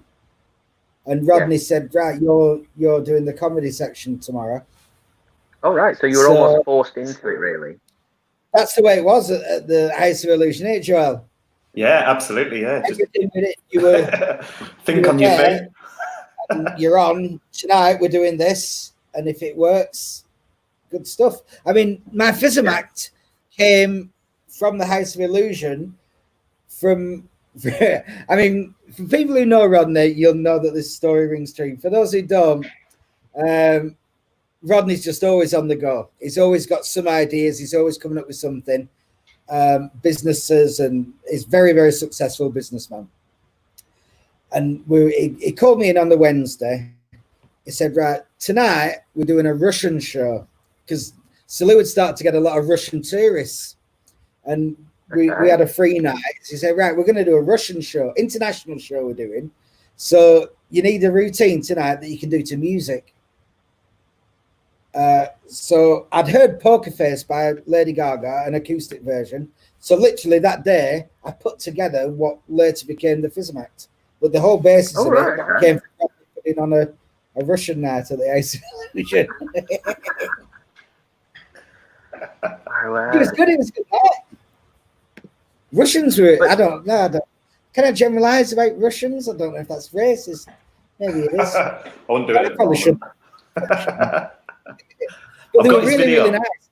They were really, really nice. If you were a star of the show, they treated you incredibly well, and they were tipping you hundreds of dollars and stuff. Wow, really? Yeah. I must admit, when I've worked at places like Man United, the best tippers have been Russians. Yeah, I think I don't. Are we generalising? It's all right because we're saying positive things about it, isn't it? Yeah, of course we are. It's all right to say positive things. Yeah, I don't know if because they've come from hardship and they've got a lot of money now that they want to show that they've got it, maybe, and to be friends with the people who they're impressing them. I think it could be something like that. But yeah, they were very, very generous. Brilliant. Would you say Russians are the best tippers? Stink though, they absolutely stink. Don't shoot me. We'll cut that bit. We'll edit that bit. We're not Yeah, live, we'll be all right. We'll be, no, we'll be fine. It'll be okay. Have you Have you got the promo? Oh, yeah. Joel? Yeah, I've got it. Yeah. But to do it, I'm going to have to drag Hughes out, and I'm going to do a screen share. So let me show this first. All right. And just to say, I don't know Mark Bennett, so it's going to be my introduction to him as well. So it'll be good to watch it. Oh, what an introduction. Yeah. Hey. All right. I'll hit the screen share. Just sharing the screen. Here we go. Oh, wrong one. I'm hoping you can still see it. Yeah, you can. All right. Here we go. Do-do-do-do.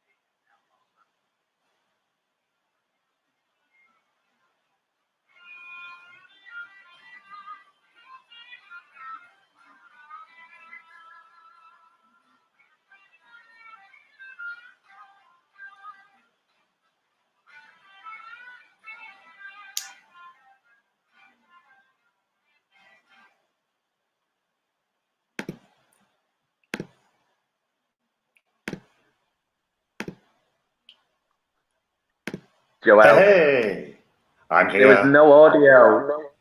No one can hear anything. Oh, no. No one could hear. I was sending you messages. Oh. Can't hear a thing. Sorry. Oh, no. Hang on. Where's Andy's even gone? Mark, you broke the internet. Oh, dear. Andy? I'm here. So, Matt, are you still there? I'm here, but I can't hear anyone with my headphones, and I've had to unplug my headphones. Hang on. Okay. I've got you back again now. Hello. There, Joe, but... I've got no idea, but I heard it. Yeah, you seem to be enjoying it. I'll tell you what, Mark comes along, kills the show. Hey, Mark. Hello, hello. Oh, we can't hear Mark either. Andy's gone, honestly. So, Mark, your microphone must be muted. And Andy. Oh, Right, hang on. Let's remove.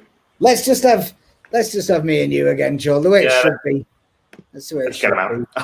out. See if Mark comes back on with his audio. See if we can sort him back out. Maybe if he drops out and comes back in and joins again, that might do it. Yeah. So I can show you a trick while we're waiting if you want. no, I've got him back on. Andy's back on. Are you there? Hello, I'm here. Here he is. Mark, can you hear us? Honestly, he's 90. You know, he's Mark. He's looking good for 90. It's not his fault. He's what? He's looking good for 90. Should we just keep him on? He doesn't look a day over 80. This is the perfect opportunity just to keep him on and take the piss right out of him. He's got no way of coming back. He's got nothing to come back with us. This is a joy. This is like my dream. This. Come on, give him what he needs, Matt. It looks like that guy from Up you tell him. with less hair.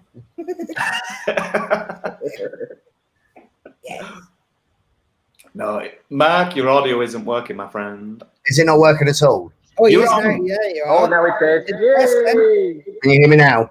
Can you hear Loud me? and clear. Oh, there we go. Sorry, it's because I have to change all my whole setup for the live shows.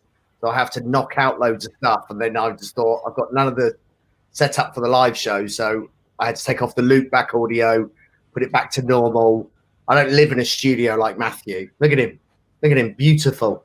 And his Yeah, DSLR. we're friends with him, Mark. Riveting.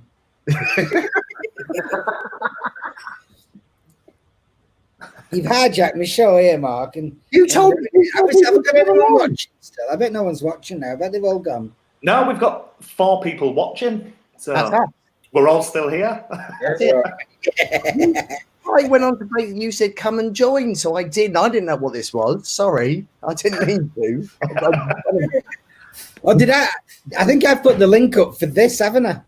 Yeah. Yeah, I have. That's my fault. Yeah, So there you go. the link. I just shared the link that you sent me to join this. You Shows should how many people Oh, so read my Facebook. anybody can join. What else, Dave? What are you drinking, Mark? You see, this is why me and Mark are friends. Yeah, look at that. See? Although he shouts at me when I go around to his house because I buy lemonade to put in his red wine. Oh, Lemonade and red wine. yeah, he likes his sangria. Sangria. Sangria. Bloody hell. So how are you doing, Mark? Where are you from? Bristol. Well, I'm not Bristol. originally Southampton, but I live in Bristol now. I have Smoke and Mirrors in Bristol. Ah, right. Cool. Excellent. I was going to say, how's that going? But is that a silly question? Well, no. Just on lockdown with the pub, so just have to wait till we reopen. So Yeah. yeah, it's just not fun, but we're just doing loads of stuff at the theatre now, just to try and when we reopen, we're ready to go. So Yeah, cool. that's it, really. Get everything in place and whatever else, yeah. We're still number 1 on TripAdvisor, so that's handy because you can't go anywhere else, can you? Can't review. No, that's true. If it's not open, you can't review it. Can we talk about me for a bit? Yeah. Oh, Matt. Sorry, Matt. I forgot you're still there. You're number Listen, 1. Where are you on TripAdvisor, Matt? His business talk, all his clever stuff, stealing my thunder. I made him. You nicked my idea. He was nothing before I met him. No, I used to work for Mark at Pure Magic Bar in Manchester. Mark opened the UK's first magic bar, and I was in the print work. All Yeah, right. all right. Yeah, I remember it well. Oh, it's a fab place. With Magic Sam, Andy Burtwell as well. So yeah, that's. Go on, then who else? And, Lee Rogers. Alex Fisher. Who else was it? It was Lee. Jezza. Was there somebody else? Chris Blaine, I think. There were a few. And a guy who went to be a dentist on a cruise ship, John Westall. John. Yeah, Dr. John. Yeah, Dr. John. There we go. Became a dentist on a cruise ship. That's handy. Yeah. Did it come in handy? Did that come in handy at all? We didn't know he was studying that. All he ever used was he used every pack of cards was a Guinness deck, and we used to walk into the bar and throw him a normal pack of cards in mid-set and try and see if he could do a trick to somebody. He would just walk off. Here's the thing, right? Just on that, I won't say his name because it went. But we were on about telling stories and stuff. Tom Crosby was at the House of Illusion working for us, and he used to have a stack, you know, Tom's stack. Yeah. Mm. And he had about, because he'd been doing bar sets and stuff, he had about 8 decks, all in the same stack, so he could just rush in, do his changeover, grab a new deck. And this lad fell out with him, a fellow magician, and one night went into his drawer and changed the order of all his decks. So every time he went out to perform, his tricks went wrong. Why did you do that, Matt? Pardon? Why did you do that? Got to learn, Annie. He's got to learn. Let's tell some isolation stories because there's funny ones. I remember once, Matt, we're talking about Matt Edwards. I remember Matt Edwards once doing a poo in Glenn Bonner's cupboard. So there's that one. This is a good bit for his German. Yeah. Luke was It wasn't. I'm not going to say. I shouldn't have said his name now because I'm going to dog him a little bit. He wasn't homophobic in any way at all. Like his best friend was a gay dwarf, right? But he didn't like seeing men kiss. Right? It didn't do it for him at all. So Luke used to. I've got my pants on here. Luke used to do the illusions, and there was a sewn in half illusion where he'd be at the front of the stage doing all this cool dancing. I've stood on my headphones here. And then at the end, he'd go back and he'd just split the table. So what we did, we bought a pack of gay men porn cards of all the sexual positions that they're in. And we laid them all on the back edge of the sewn in half illusion. So Luke didn't know it. He was doing the whole act. And then he ran round the back of the illusion to pull it, and all he saw were willies and bums and all sorts of stories. That was a good one. I remember DT using his Mind Buster, and he had it set up on a thing. And we opened the curtains, and we'd just written on it, "Gimmicked pad." And it didn't turn around for about 5 minutes, and then saw it. Oh, shit. So that was fun. Yeah. You worked with Matt, didn't you, Joel? Yeah, I did. Yeah, that was. How many times did you get his on your shoulder? Not once. Did you not? No, I didn't. No. We weren't that close. Speaking of that lad who you had on, Jack, was it? Doing the coin trick? Yeah, right. Oh, yeah. I thought it was Matt Coleman. Oh, right, no. It looked just He like does Matt. look a bit like Matt. He had Yeah. the same t-shirts on. Matt always wears that t-shirt. Yeah. Mark's got stories about Matt Coleman. Come on, Matt. Give us a story. You know, Matt's my man. Matt's got my back. All my shows. I do online race nights as well. Matt runs all the back scenery stuff. So he's doing like Joel's job, but like he's never seen. He does all the tech stuff backstage, which is very, very helpful. So big up for Matt. Mark never done a thing for me. That's very true, Matthew. That's very true.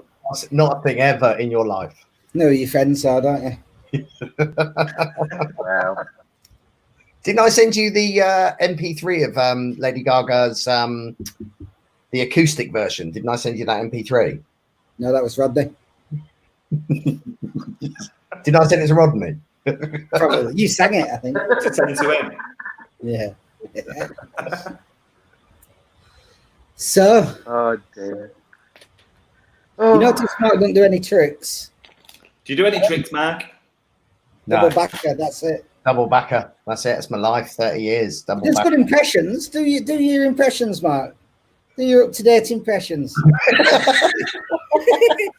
Do your topical comedy. The topical comedy. Who did you want for race Murray night? Walker. Murray Walker.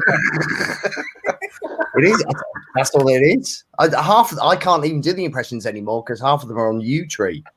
Yeah, they've So- all been arrested. Yeah. They've all been nicked. So it's such a shame, really, to be honest. But no, don't do them anymore. Did got me on the starting run in the 90s, the early 90s, the 90s. Tim and Frank Spencer. That helped me. But my favorite one, obviously BBC they're backlogging all of their TV shows, and they're trying to do what Channel 4 are doing, and they're trying to make everything digital. And when I did my first TV, I did a kids show with Paul Zennon, and did impressions to the kids. Mine will never get shown ever, because I did Jimmy Savile to the kids. Oh, no. In those days, it was fine, leaning down, talking to the kids as Jimmy Savile. It was all good. But yeah, won't get that money again, will I? That's it. Would have been 80% of the original fee every time it was shown. 80%. 80% BBC. How much did you get? That's it. It doesn't matter how many times it's ever reshown. It's 80%. Has it ever been reshown? Yeah, it was shown twice. It was they did it the first year, I got 100%, and then they showed it the second year as a repeat on Children's BBC, and then I got 80% of that, so that was all right. And then then Paul Zennon probably pissed them off, and I didn't get anything else. So what year was this? 1923. I had to wear a Dickie bow and a full size suit. No, 1993. Wow. Tricks and Tracks. Yeah. And can you disclose what the 8% was? Well, because it was equity normal fee, so it's 425 quid was equity's base rate. Right, that's pretty good. For 4.5 minutes airtime. That's what they charged you. That's what you got. Yeah. Excellent. £100 a minute. Wait. Have you ever had 400 quid for any other gig you've done, Mark, since? Since then. No, I had to open my own venue to get that money now. Because nobody hires me anymore, so that's why I opened up for one. You've got to make your own opportunities now. Yeah, absolutely. Yeah, that's it. I don't think I've ever been paid more than 350 quid for a gig. Is that? That's good. Is it? Yeah, that's all right. I hear a lot of magicians saying they're going out for 800 and £1,000 a time and stuff. And let's talk about that, because I don't even think that's. I don't know how much Andy's on. I might be dropping him in it here. I don't think it's fair. What do you mean? It's not fair. Like the amount, the fee, is it too high? Yeah, I think it's too high. Or cabaret, Matt? Yeah, no, for close up. I mean, for someone's wedding. No, I think 325, 350 is a fair price. I think. But you get some of these guys who are quoting 800 quid for a wedding, and it's quite a lot of money, isn't it? It is. I think a lot of it depends where you are in the country as well, doesn't it? I heard like a few of the close-up guys from Bristol talking about fees that they're going out for, and I genuinely just thought that they were like really low fees, and just thought like the amount. I can't remember how much we were talking, but I think it was some people are going out for maybe 125 to 150 quid a gig, which, I mean, I don't know what's going to happen after lockdown with money, but like now that's like must be quite difficult just to make a living off that, surely. Like, yeah, no, that 125 quid for a wedding is not great. Yeah, and this was only like last year. Not my guys. Trust, I hope it's not my guys. You know who it was. No, we I can take a guess. There's probably one guy. There's one guy I would know. He doesn't care. He got a nice inheritance of his old man, and he just wants to work, and he doesn't care what he gets. He just wants to perform. So but that's him. But the other ones, we all stated at Illusions and Smoke and Mirrors, is that we all have a base price, but then we have guys that have just joined, and we say, look, you go out for this because that is all you are worth in theory. and these guys will go out for this. Once you get further up, then you can charge for it. But don't say that you're worth 500 quid just because you work at Illusions on a Wednesday. Okay. You get it. You're not worth it yet. So yeah. But no, 350, 400 quid, I think, for a wedding is a decent price, I think. So have you ever thought ice cream with the guy who goes out because he's got inheritance and he doesn't charge a lot? Have you ever kind of thought of like talking to him and saying, "Can you do us a favour, mate, and put your prices up?" Because I think we have spoken to AD and I'll say Adrian Pritchard, and hi Adrian. Well, oh, Adrian's the only guy who's left watching at the moment. So yeah, but it's gone. It's gone. Adrian's just gone. But AD doesn't. He doesn't mind. He doesn't mind. He'll go and do that gig because they say they've only got 50 quid, and he'll go, "It's a Tuesday. I'll take the 50 quid." And he'll do those ones. But when it hits the weekends, that kind of thing, he will say no, or he will say, "Do you know what? I don't have anything. It is tomorrow. I will take the 75 quid. I don't care." Yeah. So he'll take that money because he's like, "I don't have it. No, I'm not working, so I'll take it." So that's the way he works. So he's got money in his pocket every single day. Right. I do think it depends on area. I mean, if you think of what rent is or mortgages in London, we have to charge a lot more than what we do. Move out. Yeah. Move out of London. That would help. Probably. I know. But it's still I don't know. There seems to be a big divide between London magicians and the rest of the country. Well, it's sometimes worth us driving down to London, doing a 4 or 5 hour drive, doing a gig, and then driving back home because the money's so much better. I do. I've always said that we don't get paid for doing the magic. We get paid for driving to the gig and back, really. Yeah, absolutely. I will regularly like travel down to London. I live in Lancaster, which is like really far north, and I'll regularly like just drive down to London. I'll never get a hotel, and I'll just mission it back, and I'll arrive home at 4 o'clock in the morning. And yeah, exactly. And I'm happy to do it because the fees are higher. They're a lot higher, So there's a lot of people who'll travel down first class, get a hotel, and then travel back up on the train. It's like there can't be any fee left after you've done that. No, you wouldn't think so, right? Yeah. I did the exact same thing. I lived in Southampton. I used to travel to London every weekend and midweek for nightclub work, and for me, it was getting my name into London and trying to get the gigs, etc. They weren't great money, but once I got to the point and people started to know who I was, then I could say, right, now it's this, because I got my name in London, even though I wasn't living in London. So, and I could charge the same thing as what other crap London magicians were charging. Yeah. There's quite a lot of them. Do you want to say any names? Isn't it? No, go on. Your face went, yeah. Andy, your face went, yeah. Matt's like going.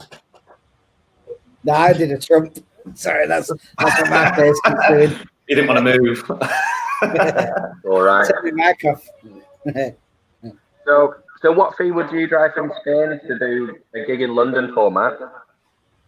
Well, I lied, actually. I only do gigs. I don't do many gigs. I don't do many at all. But when I do, I charge a fortune for them. Because I don't really... I'm going to completely contradict myself now. But the last gig I did was 900 quid in Barcelona. And I flew and stayed in a hotel. So came back out of pocket. Yeah, I think I just contradicted myself there. So that's but I do Oh, have we lost Matt? We've totally lost Matt. Either that or he's had a stroke. He's having a big Trump. It's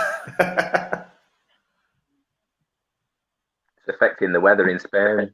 I lost Joel as well. And Joel. Oh, I'm back. Oh, he's back. Just on a different camera. Matt's on a two meg upload. Just so everybody knows, because I mean, I used to come to the Magic Bar in Manchester. Oh, if people want to come and check out the Magic Bar, what's your website for it? What, in Bristol or Manchester? In Bristol. Oh, you've not got one in Manchester still? No. That it became Illusions Magic Bar in like 2 years or a year after, and then that I got kicked out because Virgin sold the building, so I moved on. But I've had Smoke and Mirrors for 8 years, so it's smokeandmirrorsbar.com for mine.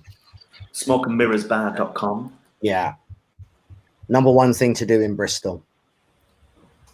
Sorry for going then. Someone told me Taxman were listening, so I had to quickly jump off. Excellent. Hey. Good. But if you didn't hear the audio, you're gonna have to. Matt did me a fantastic job on my little show reel. He flew over from Spain for me, filmed the worst audience we've had for a very long time, especially the lady with the hat that falls off. She was quite funny. She was completely. She was brilliant. She was. I wouldn't have liked to be on stage with her. But for me watching from the back with my camera, I loved her. But he did a fantastic job because he knew exactly who I am and what I wanted, and because I'm not a family friendly magician, so nah. I don't do that. I did a Zoom show last week, and the one guy said, "Oh, do you mind if Dainton watches?" And I said, "Well, I'm not changing it." So yeah, they had to keep doing. As long as I didn't see the C word, which I don't. I never say the C word. Well, I occasionally say conjuring, but yeah. But yeah, no, I'm not one of those. It's probably why I don't get so much work, but I don't need it. I don't need the work because I've got, well, I do now, but because I've got a theatre. I just think we've got live comments. I didn't know that. Oh yeah, we've got live comments. Really? We've got loads. Yeah. Alex Fisher says he's got video of all 11 of us performing at Pure. Oh, and Frank. Yeah, Frank Schwang. Yeah. This is for you. I didn't know we had that. I didn't see that. Janet Bond or Jeanette, I don't know. Might have one of them things over like Joel's got. Jeanette Bond. Loving Champagne Supernova. That's one of mine. That's a good one, that. That one is ready straight out of the box, that one, Mark.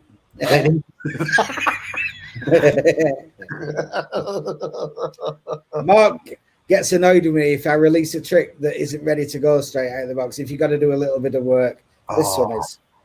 So I borrow a coin. Okay. And I'm going to draw a little black hole. That's a good idea. Just in the middle. You know, like the Acme holes on Roadrunner. And then you can get your pen and just push it straight through that hole. Wow.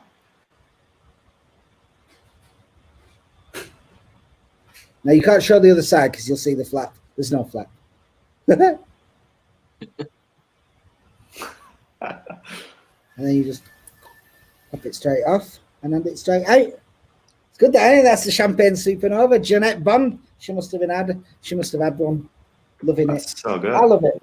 It's one of my favourites. It looks great. It's nice. I used to do the cigarette free coin. I used to love it when I smoked. You just can't do it now. You can't do it. You can't pull a cigarette out. So yeah, using the Sharpie pen there just made a lot of sense. And you've got a deal that you're doing for the. So we've seen Visions, we've seen the Medal and Champagne Supernova, and you've got a deal on all three of them. Yeah, you can get all three together for. I think the Medal usually sells at £55. Right. Visions is 30, 35, I think, something like that. And then the Supernova is 30 quid. You can get all three of them together for £50 for your little special show here, Joel. I think obviously I missed the first part of this, but you obviously did you push Visions on Zoom? Because it was amazing over Zoom, Visions. Yeah, well, I did it for Andy and Joe. Yeah, I did that. And but yeah, Visions works really, really well over the Zoom show. Yeah. It worked perfectly then, yeah. I mean, if you want to buy any of those individually, I've sent you a little discount code as well. So there's a £20 discount code. But yeah, the deal for all three is a cracking deal. It's less than half price. Straight out the box. Well, all of them. Straight PayPal me directly. Oh yeah, I mean, like even the medal. I mean, in fact, you could put visions and the medal, and you've got a little act. It's like, yeah. I love routining. For those who watch me, I don't just do tricks. I love to do routines that make sense. And absolutely, the visions and the medal together are two really, really gel really well. Yeah. So if people want that, they can just drop you. They can PayPal it straight to you. You'll get that. Yeah, PayPal me. It's up on the site as well. It's okay. Let me have a look what it is. Matt sent it over. I've got it here. You've got it. Yeah, there you go. We've got a little discount code as well, which is Marvelous 20 off, and you just go to marvelous-effects.com, and if you go to /lecture, you'll see that deal up there for the £50 deal as well. Okay. I didn't have that link earlier when I told you, so marvelous-effects.com /lecture, and we'll have that £50 deal on there. Or you can just PayPal. You can PayPal me directly. Yeah. You got up. But it's nice to get some discounts in lockdown, isn't it? Money's a bit tight for everybody. Yeah, absolutely, yeah. We get bugger all over here. We get nothing. Really? Not a penny, no furlough, no, we can't claim the dole. I've got my little daughter, she gets nothing. I mean, if we didn't have any money saved up, she wouldn't be able to eat. It's crazy, really. Gosh. I know in England they're really looking after you, but over here they've just left us to fend for ourselves completely. That's horrendous. Yeah, do you not even get anything, even though really struggled. What's that, Andy? Sorry, I was going to say, do you not even get anything, even though because you're still a member of the EU and you're still a member of the UK? Do you not get anything, even though? Nothing, not a penny. Really? It's not because we're English. The self-employed, it's a strange one. You're self-employed, and most of the people who work in tourist resorts, you pay. It's called your autonomo, which is like your national insurance and your taxes and all that sort of thing. And in the winter, if you're not working at all, you stop that and you pick it up again when the season kicks off. So technically, we're not in any system. Wow. Right. And you can't claim the dole if you're self-employed. There's no benefits that way. So there's just been nothing at all. Man, we were due to open our theatre 2 days after lockdown started. So if we'd have opened 2 days earlier, we would have been open and would have got some grants. But because we were closed, like they don't know if we've been closed for good and we just want to claim some money. I can understand where they're coming from. Yeah. When you've got a little girl, you'd expect they'd at least give you some money for milk or something. But, yeah. Oh, mate, that's rough. That is rough, man. Yeah, I mean, we're okay. We've done all right. I've managed to get these shows. I did the online race nights and things like that, which were a lot of fun. But I know that some people... Good voiceover, I heard. Good voiceovers on that. Really struggled. Good voiceover. Yes, Mark did an Alan Partridge voiceover for some of the commentary on the race nights. Every race. Yes, he did. Yes, thank you for that.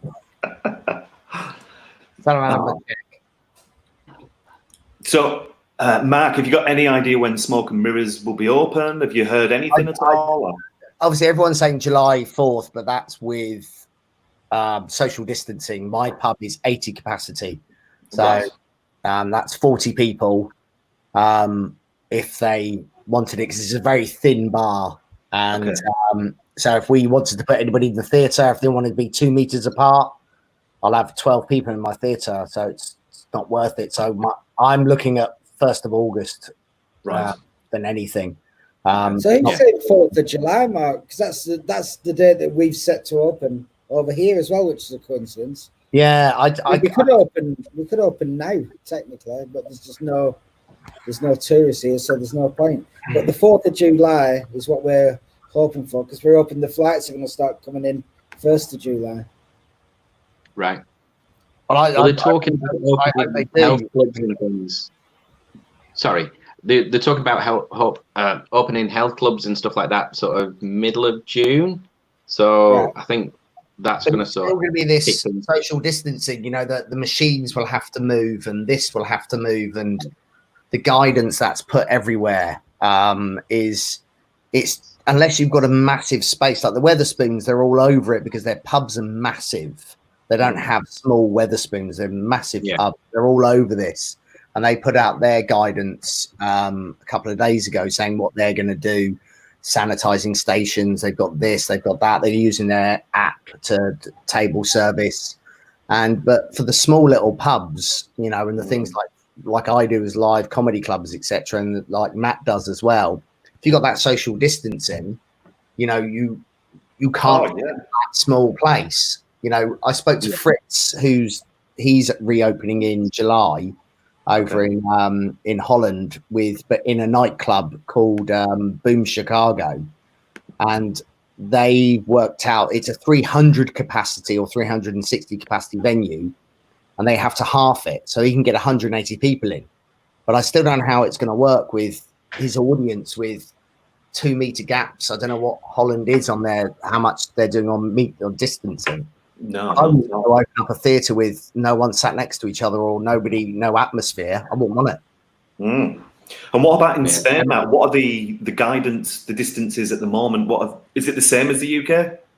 We don't really know, Joel, to be honest. You've got to do 1 meter or 2 meters in the shops and the bars and restaurants. I mean, if you're in the restaurants, you have to be 2 meters apart. That's the guidelines. But they put in the tables 2 meters apart. If anyone's coming checking, they put in the tables 2 meters apart, and they measure the tables. That's 2 meters. That's fine. But you've got a chair this side and a chair that side, so they're actually about 30 centimeters apart. Yeah, the tables are 2 meters. One really sad thing is this. I don't know if you've read the Sage report, but going into it, basically, it was actually pointed out that there is no difference between 1 meter or 2 meters with regards to this actual virus. So, I mean, the reason why I'm kind of pointing it out is because, you know, the law should really be 1 meter, and that would make a massive difference to people who have bars like yourselves. That 1 meter would make a big difference and might then make it, you know, worth opening up. Well, they're saying this by the 1st of July. I don't think there'll be any rules here in Spain anyway. I think they'll be all lifted. I mean, I don't think we've had we certainly haven't had a death for 3 or 4 days. I think our cases are like well below 100 for the whole of Spain. Yeah. It's just the virus seems not to be here at the minute, and people are pretty relaxed about it.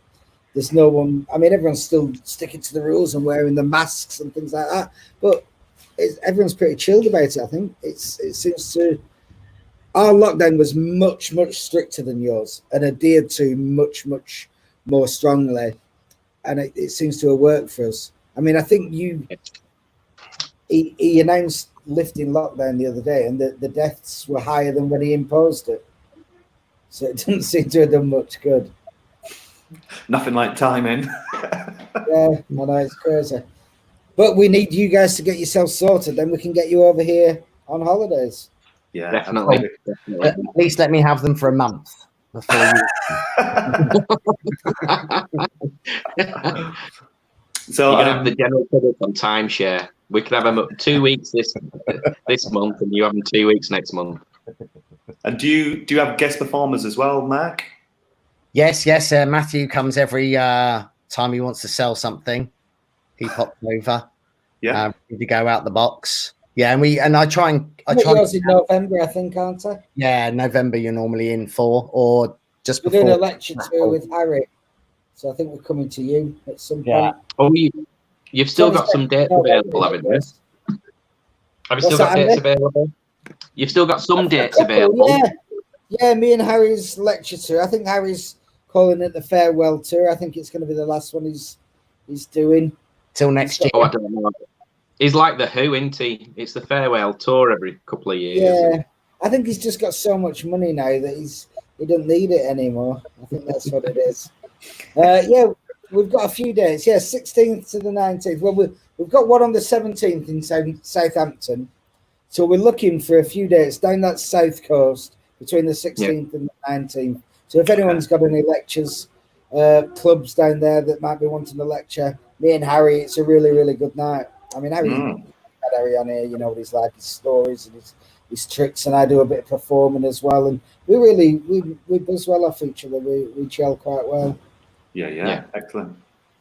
Oh, nice. So if anybody is looking for a lecture, then you've got the 16th to the 19th of November, and you're looking at filling them dates. So it's worth us all just passing that around and hopefully get a couple of extra dates in there.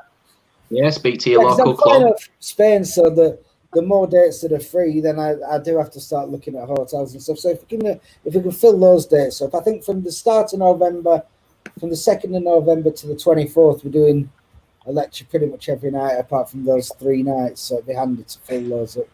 Yeah, excellent. All right, brilliant. Great stuff. And Mark, is there anything you want to plug, buddy, while you're on? I've got nothing to plug. Nothing. Literally got nothing to plug. If the theatre was running, it's just, we do have shows every weekend. We have live, comedy Monday, Tuesday, Wednesday. We did get a great email from Off the Curb, who run John Richardson and all the big name comedians. We had loads of names booked in for the Edinburgh previews this year, and they emailed us back to say, are you still there? And we said, yeah, we are, but obviously we're not open.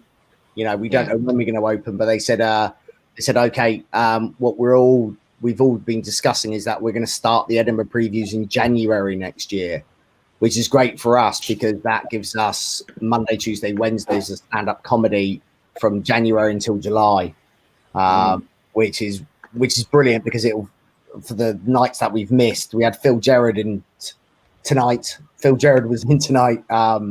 Was a great Brighton comedian, and we got so many massive names in.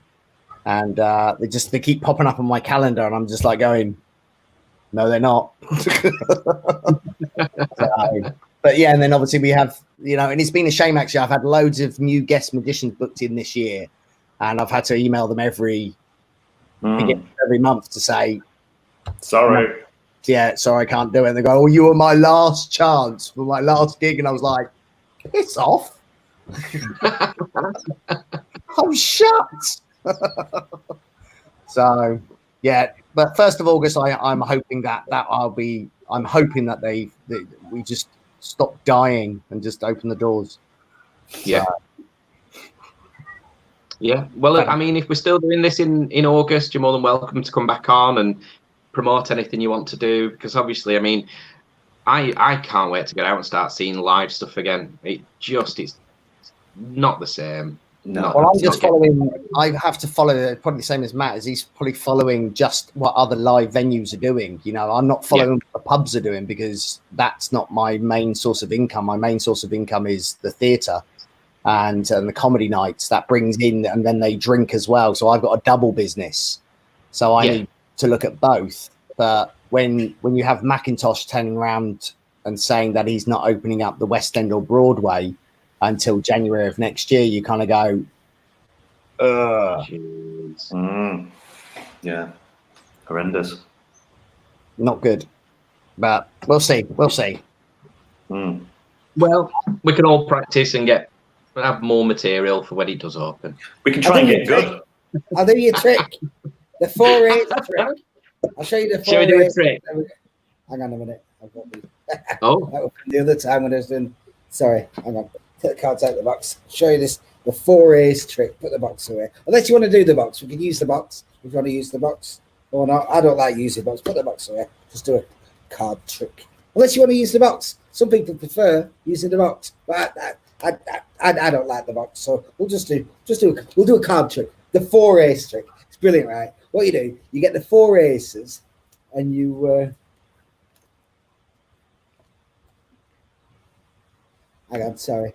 That's the queen. Sorry. That was supposed to be an ace. We'll start again. Grab the aces. Put them up your sleeve, really, like cheating. Cheating at cards. Grab the aces from up the sleeve. Grab them when you need them. And then you can... So that's queen again. That's supposed to be an ace. We don't want to... hang on. Sorry. That's bad. No, hang on. Cheating at cards. I'll teach you how to cheat at cards. One way to cheat is to mark a card. You had a mark card, Andy? I have. A mark a card. Can you see that? It's not very easy to see in this light. It's a bit difficult, especially if you're like on the other side of the table. You want to see what your opponent's got, so it's not really the best thing. So there's another way to mark a card called a crimp. You heard of a crimp, Andy? Yeah. A crimp, a little bend in the card. Yeah. Can you see? Hang on, I'll make it. Yeah, you can see that. It's a bit difficult from such a long distance away. A little bend in the card there. In the right light, you'd be able to spot that. Just a little. It's a thing called a double crimp, which is like 2 bends. See the double crimp there? No, I mean, if you're at the other side of the table, you should be able to spot that would be the card. But there's another way of marking a card, I think, called a nick. Heard of a nick? Nick is a little tear. Yeah, a little tear. I don't know if you can see that. It's a little, no? Yeah. Light's not very good. There's a little tear in the card there, Andy. See the little tear? Yeah, just yeah. Oh, hang on. There's a tear in the card. Yeah. In the right light, you'd spot it. Well, there's a thing called a double nick, which is 2 tears. And from the other side of the table, you probably spot that just. But there's a way for knowing for sure what card they've got, and it's called the reverse peak. You get a back and a front, and you get a front, and you put the front on the back. So you got a back and a front to the back, and then you take the middle, put it in the middle, next to a back and next to a front, and then in the right light from the other side of the table, you'll be able to spot that was the queen. So that's how I cheat at cards. Wow, that was amazing. Thank you. Oh my God.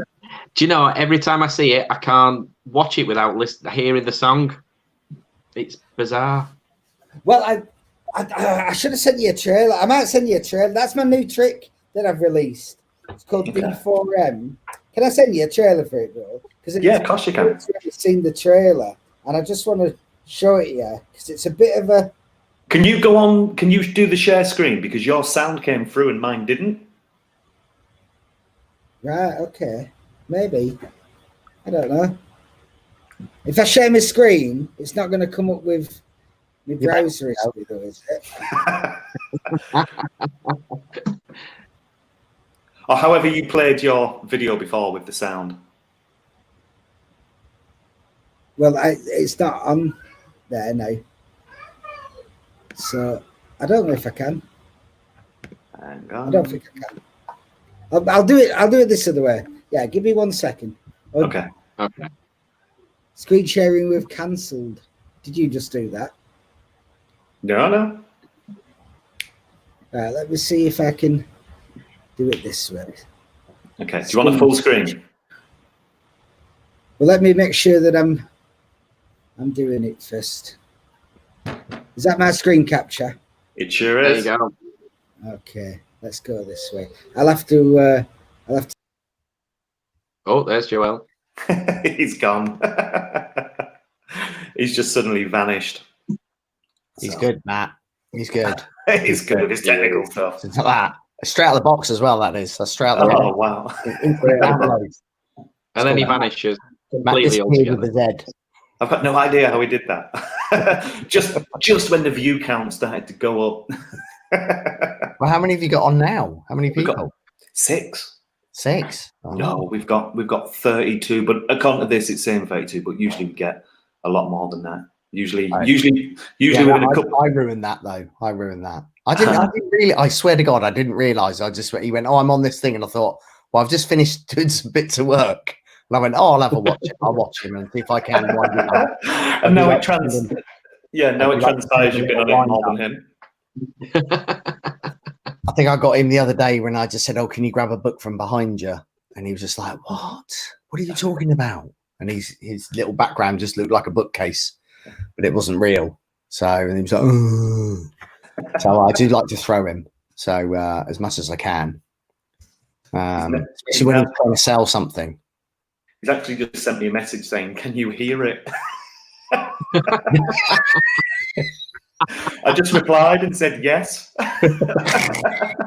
He'll be just happy away on his own. He'll be fine. Brilliant. We're loving it. We're loving it, Matt. He's a good lad. He's a good lad. He's a very, very clever. With the routines he comes up with is they're so commercial as well. Very, very commercial. Oh yeah. And he works them. In how many shows he does during the summer, and every like Visions he worked and worked and worked and worked. And it's instantly a worker. It's not one of those ones of I just had a new idea. I'm going to release that tomorrow. So it's a good one. So yeah, you can always tell, and he's worked every angle with it as well. So even when it comes to performing it, he's got them all covered, and everything's explained, and like you said, he routines everything, so it covers all your bits. Yeah, I think one of my favourite ones, obviously, his Final Destination that he did. And are you talking about me? Yeah. There was you obviously know Kieran Johnson, Kieran Lafifa. Yeah. Yeah. None of the passengers are. Go. I'm going to do the story then. He saw Final Destination, and he bought Final Destination. That's Matt's floating coin across. Yeah. And obviously Kieran's from Southport, so he's northern. So, and Kieran, when he started out with me many years ago, he well now. he would copy them when he liked somebody. He would copy them really a lot. All right. And he got Final Destination, and he started performing it at Illusions, and he would put on a northern accent, and I was just like, "What are you doing?" And he was trying to do exactly what Matt was doing, but I can do it if you want. But you're already northern. Why are you adding more northern to it? I don't get it. Just use your normal voice. He was like, "No, I'm just trying to do it like Matt," and I'm just like, "But you're already halfway there. I don't know why you're adding to his voice." I'll do it. I'll do it. Can we go on? Have you got me on screen there, Joel? There you we go. When I was a little kid, right, my dad took a coin, put in his hand, rubbed, coin vanished and appeared in the other hand. I was like, whoa, how did you do that? I said, I can't tell you. I said, why not? He said, you're not a magician. I said, I want to be a magician. He said, you don't. I said, I do. He said, you don't. I said, I do. He said, you have to practice every day. I said, I will. He said, you won't. I said, I will. So I did. I had the biggest coins I could lay my hands on. I managed to get 3 of them all together. And I practiced every day until I could make one of the coins, just one, jump from this hand into this hand. I was like, Dad, I think I'm a magician. He said, you're not. I said, I am. He said, you're not. I said, I am. I said, I can make a coin jump from this hand into this hand faster than the eye can see. He said, you can't. I said, I can. He said, you can't. I said, I can. So I did. From this hand into this hand faster than the eye could see. He said, for a first go, that's not bad. For a first go. But all the best magicians do the magic slow, then you can see. I said, they don't. He said, they do. I said, they don't. He said, they do. Try it. I said, I will. He said, you won't. I said, I will. So I did. As slow as I could go. Just for my dad. Ha ha! Yes. So you need the accent. You can't do it without the accent. No. Do you just out of interest in the instructional DVD? Do you teach the accent? No, but you pick it up because the instructions, the tutorial is 47 hours long. So by the end of it, you just naturally pick it up. Do you know when you're a kid and you go on holiday to Spain and you meet some kid from Newcastle and you become best friends, and then like by the end of holiday you've got a Geordie accent? Yeah, it's like that watching my tutorials. I tell you what, I missed. You're watching explanations now. I miss the old L&L with the same guys sat round the table and the guy looking amazed. Oh, I miss the L&L stuff. That's just. Who was that? He was the black guy. The black guy with Mark's nicked his glasses. Mark's nicked his glasses. And he'd have his mind blown every time. Just he loved it, didn't he? He loved it. Yeah. I don't think he was acting either, was he? No, I just think there's youngsters now that are performing magic that have never watched an L&L video. Yeah. Yeah, it's probably true. Yeah, it's funny a lot. They haven't lived. Yeah. I know. What's the old LNL? Was it LNL that did the ABC? Was it where you could skim forward to like where you could actually? They came up with the idea that you could fast forward when you hit the ace of hearts. That's where you were part of the video. It was like how to find parts of the video. It was a very clever idea. Was it LNL? I think it was. Yeah, might have been then. I think it was LNL because it was LNL and Mia Yeti that was sort of the forefront of doing the magic explanation. Trick or tape. Careful there. Trick or tape. Mr. Vic Pinto, they were mine. Love them. Love the trick or tapes. They were the best. Simon Lavell's trick or tapes were great. Yeah, they were amazing. Party Animal was amazing. And his jazz. Joe Riding had a good trick or tape as well. They were great. They were very good. I think the Man of Steel. He did a good. He did a video on obviously pickpocketing. I can't remember his name now. What's his name? What's the Man of Steel's name? Apollo. No. James Freeman. Yeah. He did his video with trick or tape, and a guy walked up to help him out, and he had no shoes on. And a few people in the video just like, well, he's got no shoes. And he was just like, he goes, "That's how good I am. That's how good I am." Just took it straight away. The guy took his shoes off in the lecture. Just take my shoes off. Been here for a while. Might take them off.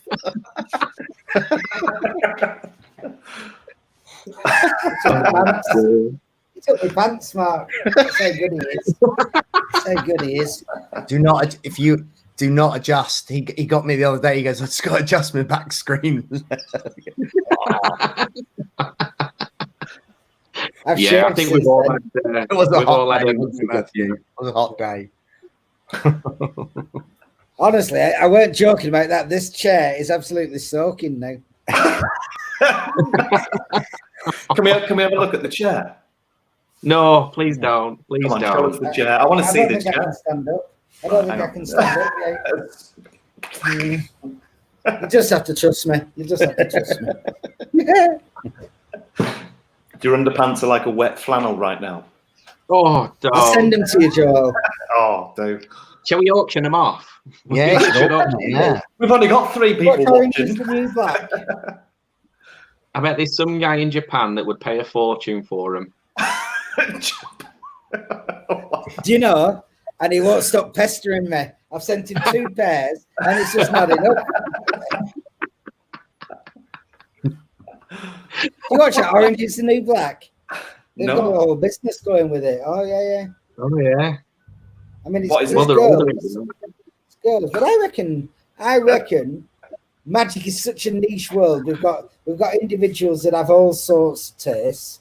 I reckon there's a market in there. For magic marvelous dirty pants. Well, I actually. Oh no, I can't say this online. I'm gonna do it. Me and my friend had a really good idea. This is not magic related, and it was actually just to make a whole lot of money by getting usedunderwear.com and selling used underwear. That's what they do. It's a big money, business for women, Yeah, but I think there must be a niche for magicians. I'm going to have. I've got it. I know what the you. niche is. It's magicians' underpants that are soaking wet on a gaming chair in Spain. I promise you, Blackpool next year on my dealer stand, I'm going to have 2 pairs of used underpants. Nice. I bet they sell. Yeah. Well, if anyone wants to, put me site up there. I'll do an offer. Go on. 20% off unwashed pants. PayPal me. Normally, the Japanese kid sends me 50 quid a pair. I'll do them for 40. 20% off. There you go. You can't say further than that, can you? It's lockdown, isn't it? You've got to give a bit back. Yeah. Well, you've got to try your best to make some money, and I think we're doing well. Exactly. My dogs are going nuts. They're annoyed. Hang on.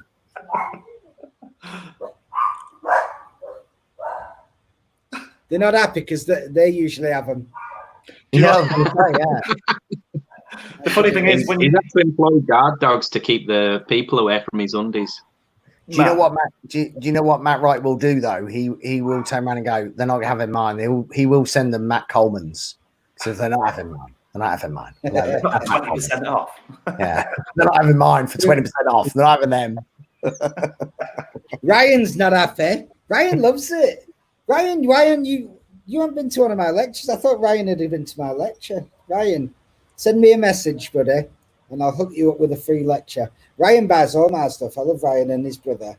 So send me a message, Ryan, and I'll hook you. I'm doing a lecture on Friday, a show and a lecture on Friday, and also I'm doing one on Monday. Well, I might be. We've not got many people for the one on Monday, so we'll see if we can give that.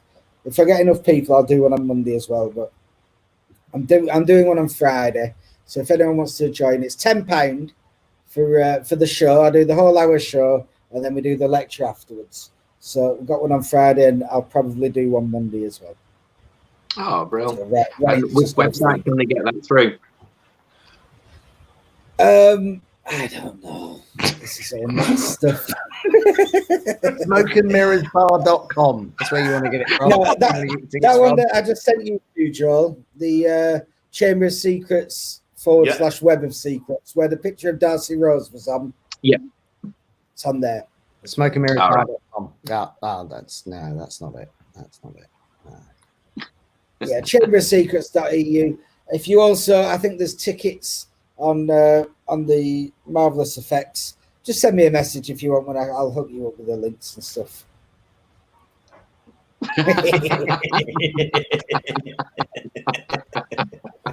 I think between Ryan and his brother, they've bought every one of my releases, but I reckon they might give this one a miss. I'm gonna do. This is my impression of Harry on a webcam. There we go. Well, no, you're still central. Aaron Hayes said, I've commented loads tonight. I don't want to think you've ignored it. I ain't seen anything from Aaron Hayes. I haven't seen anything, Aaron. He's ignored it. It's been He hasn't said anything. Do you know what I've noticed, though?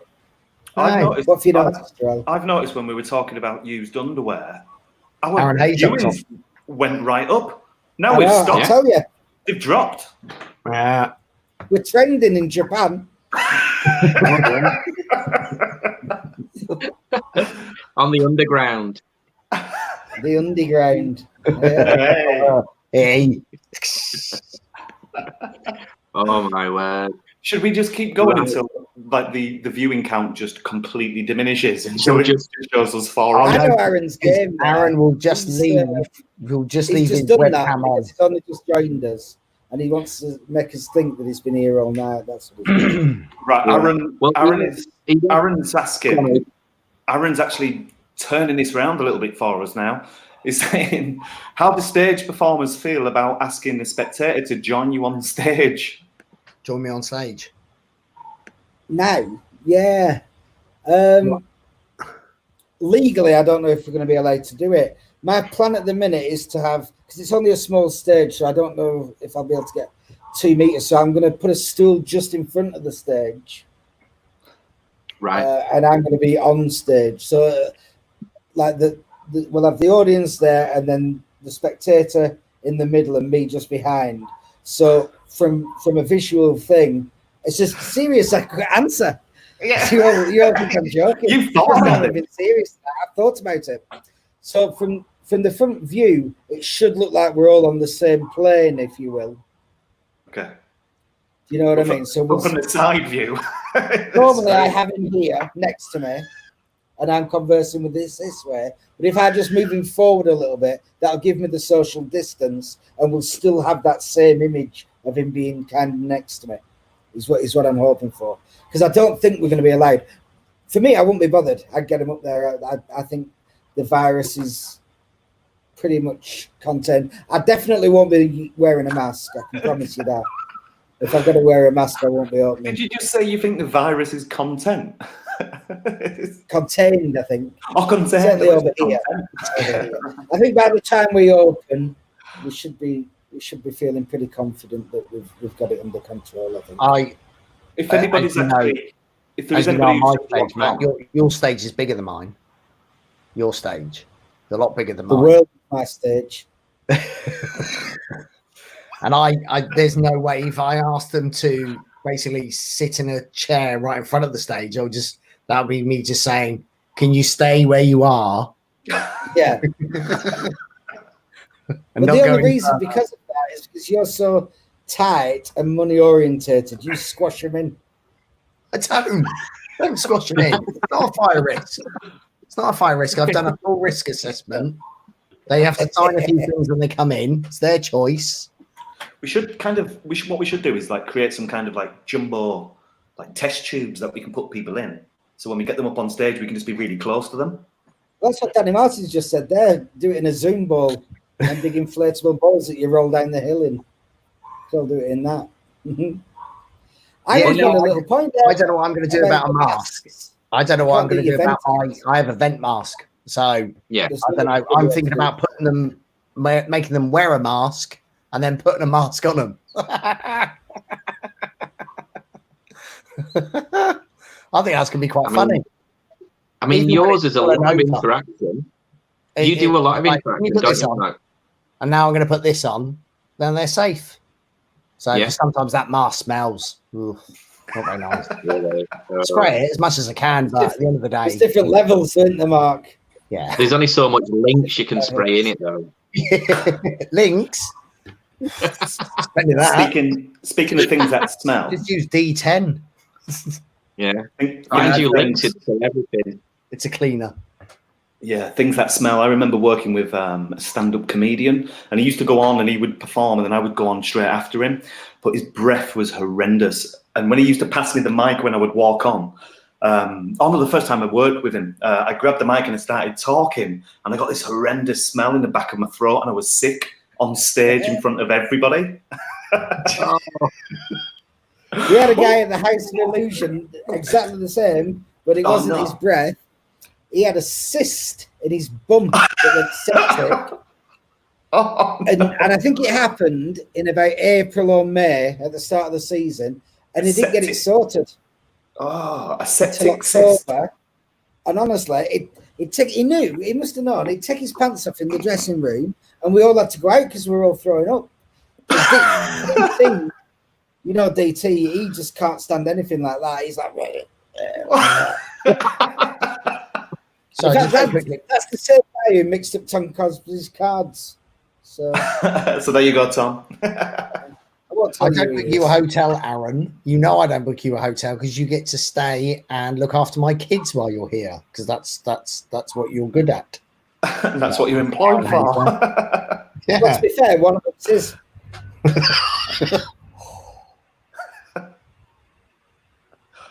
Well, why do you think we called Matthew? Oh. Ellie's named after Aaron. So, are you often sick, Joel? I'm always sick. Yeah, my gag reflexes are terrible. Honestly, like anything will make me sick, like really bad. I was sick. I went on a holiday to Egypt, and when we were swimming in the Red Sea, I was swimming with my friend called Jay, and he's got really bad gag reflexes as well. So when we were swimming, I got this like fucking horrendous smell, and all of a sudden I was sick. And then as I was sick, I watched my sick float back as I turned away. My sick floated away from me. And as I turned around to look at it, my mate Jay was swimming behind me. And the sick just swam right into his mouth. And he took my sick in his mouth, and then he was sick. So, yeah, I'm sick all the time. That's a very romantic story, actually. Yeah, it is. It's as good as it gets. And they've been together ever since. That's nice. So, yeah, Aaron's right. This has turned into the aristocrats joke. I was going to say, it reminds me of, oh God, it must be 5-6 years ago at Blackpool. You challenged me to an aristocrat story for the following year. Oh. Did I do spent that? 18 months of my life listening to one of them.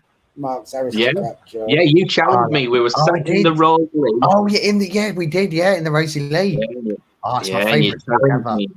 Oh, Have you been thinking about it?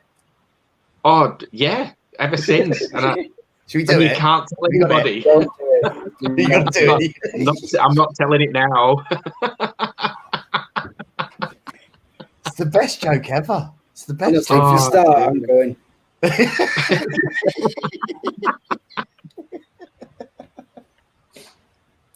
Oh my god.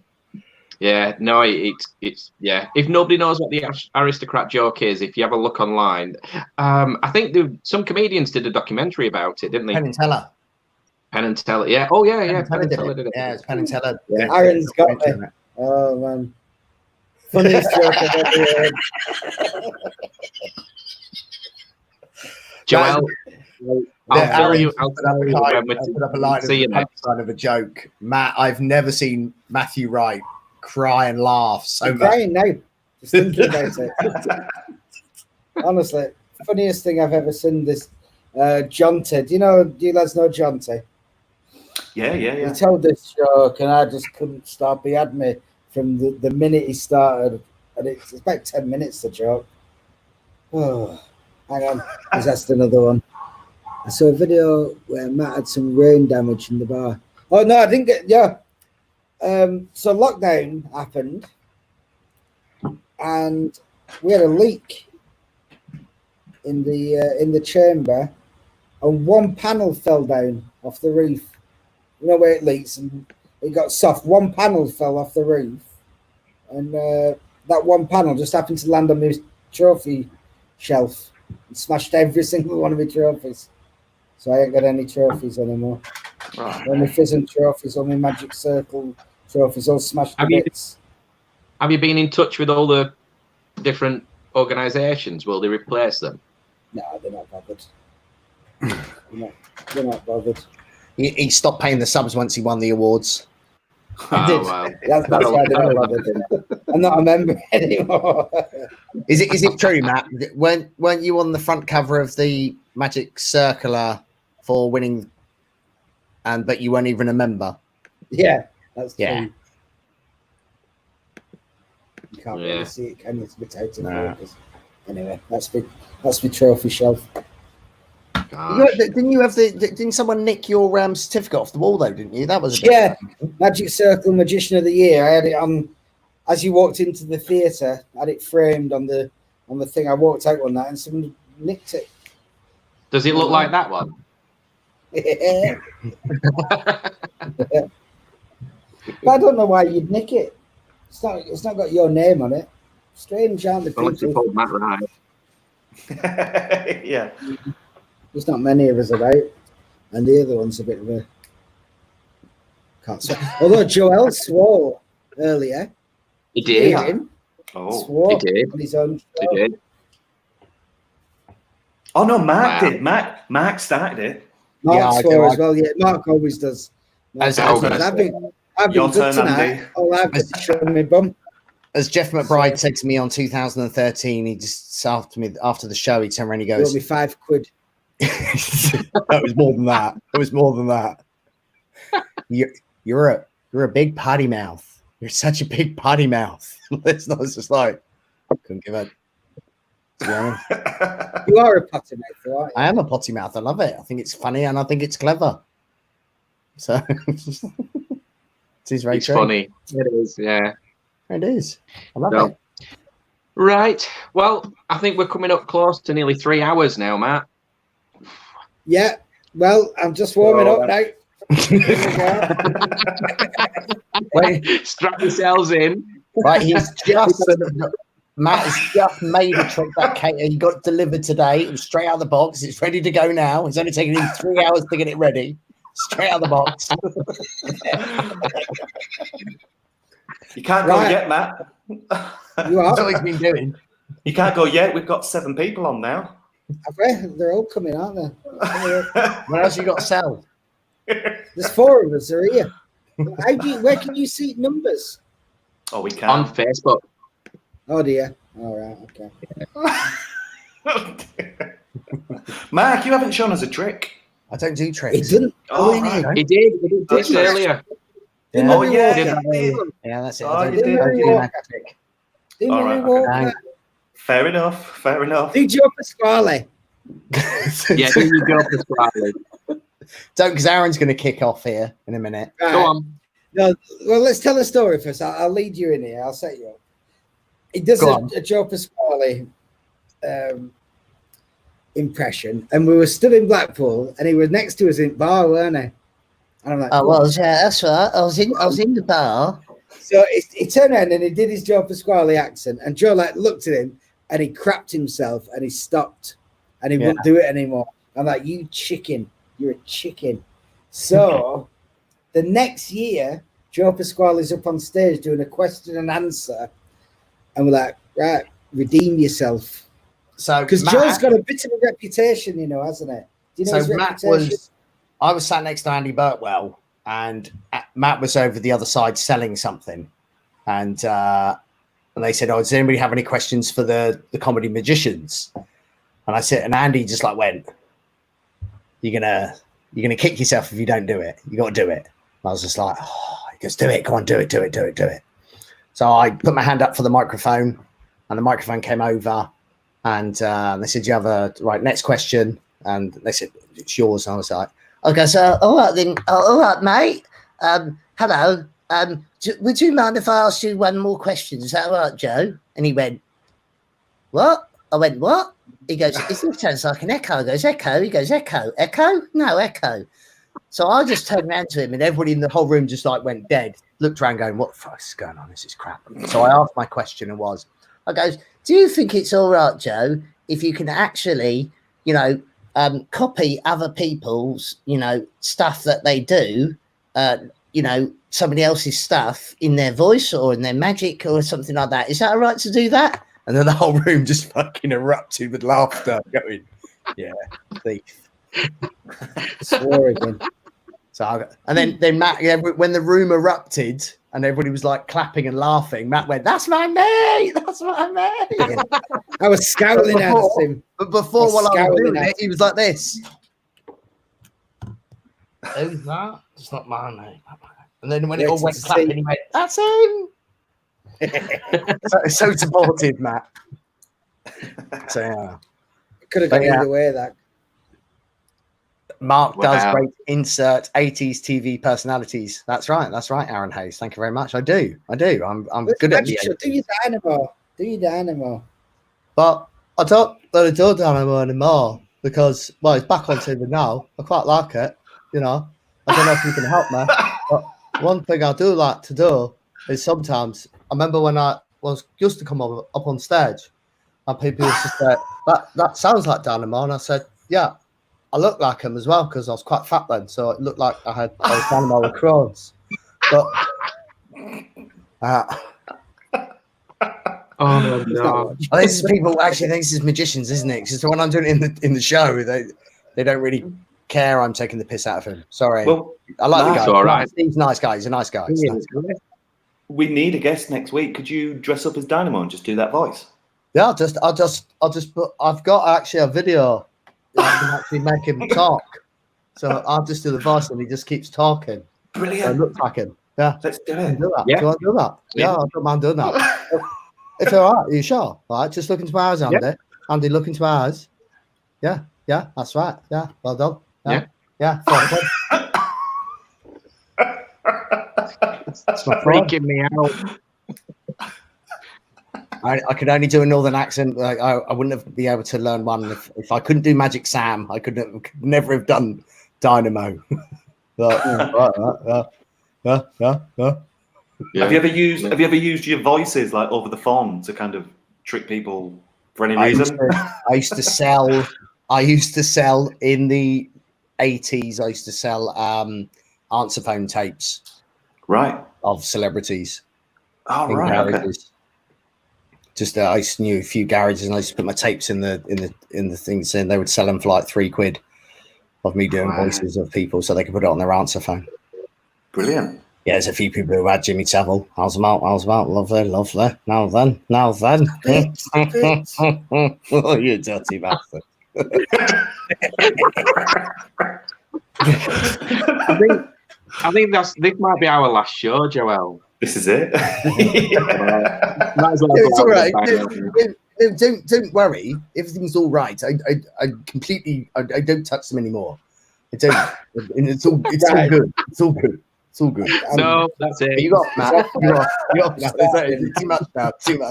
Too much. Have I gone too far? Do you think? Maybe. You do know we now got Right. zero I'm gonna viewers. have to make a move. Nice to see you, Matt. An absolute Matt, pleasure, thank you very much. Don't forget to check out his deal. It's an amazing offer. It should be like 220 quid. We worked out earlier, something like that. Yeah, £50. Check It's it a out. bargain. Thanks very much, guys. Thanks for having me. Nice to see you, mate. Look after yourself. Cheers, Matt. See you again, Take care, guys. buddy. Thanks a You lot. too. Take See you care, later. mate. Thanks. Bye. Sorry Bye, for jumping bye. in. I didn't mean to. I didn't mean to jump in. We needed you to, Mac. Don't worry. Anytime, Matt. It's not a problem. So, No. right. Right. See you Nice later. to see you, Thank you Matt. very much. Have a good Look evening. after yourself, mate. Bye. Ciao, ciao. Cheers, Bye. Matt. All the best, buddy. Well, another long one. Nearly 3 hours long. Whew. Yeah. I'm going to need a pee. I'm desperate for a pee. Should we go for a pee? Let's go for a pee. Join us next week. Oh, challenge next week. Oh, yeah. It's Okay. an easy one. Everybody can do it. Challenge next week. Take a picture with you and your favorite magic book and just post it on the link that we'll have on our Facebook page. And then what we'll do is we'll pick a few of the best ones and we'll get them up and show them on the show. Yeah. Hey, I think we should give a prize to Steve Gore. Check this out. Yeah, can't believe I've lasted either, Steve. Cheers, Steve. You've won a prize. Cheers, Steve. Right, I'm going for a wee. See you in a bit. Yeah. See you later. Bye. Bye.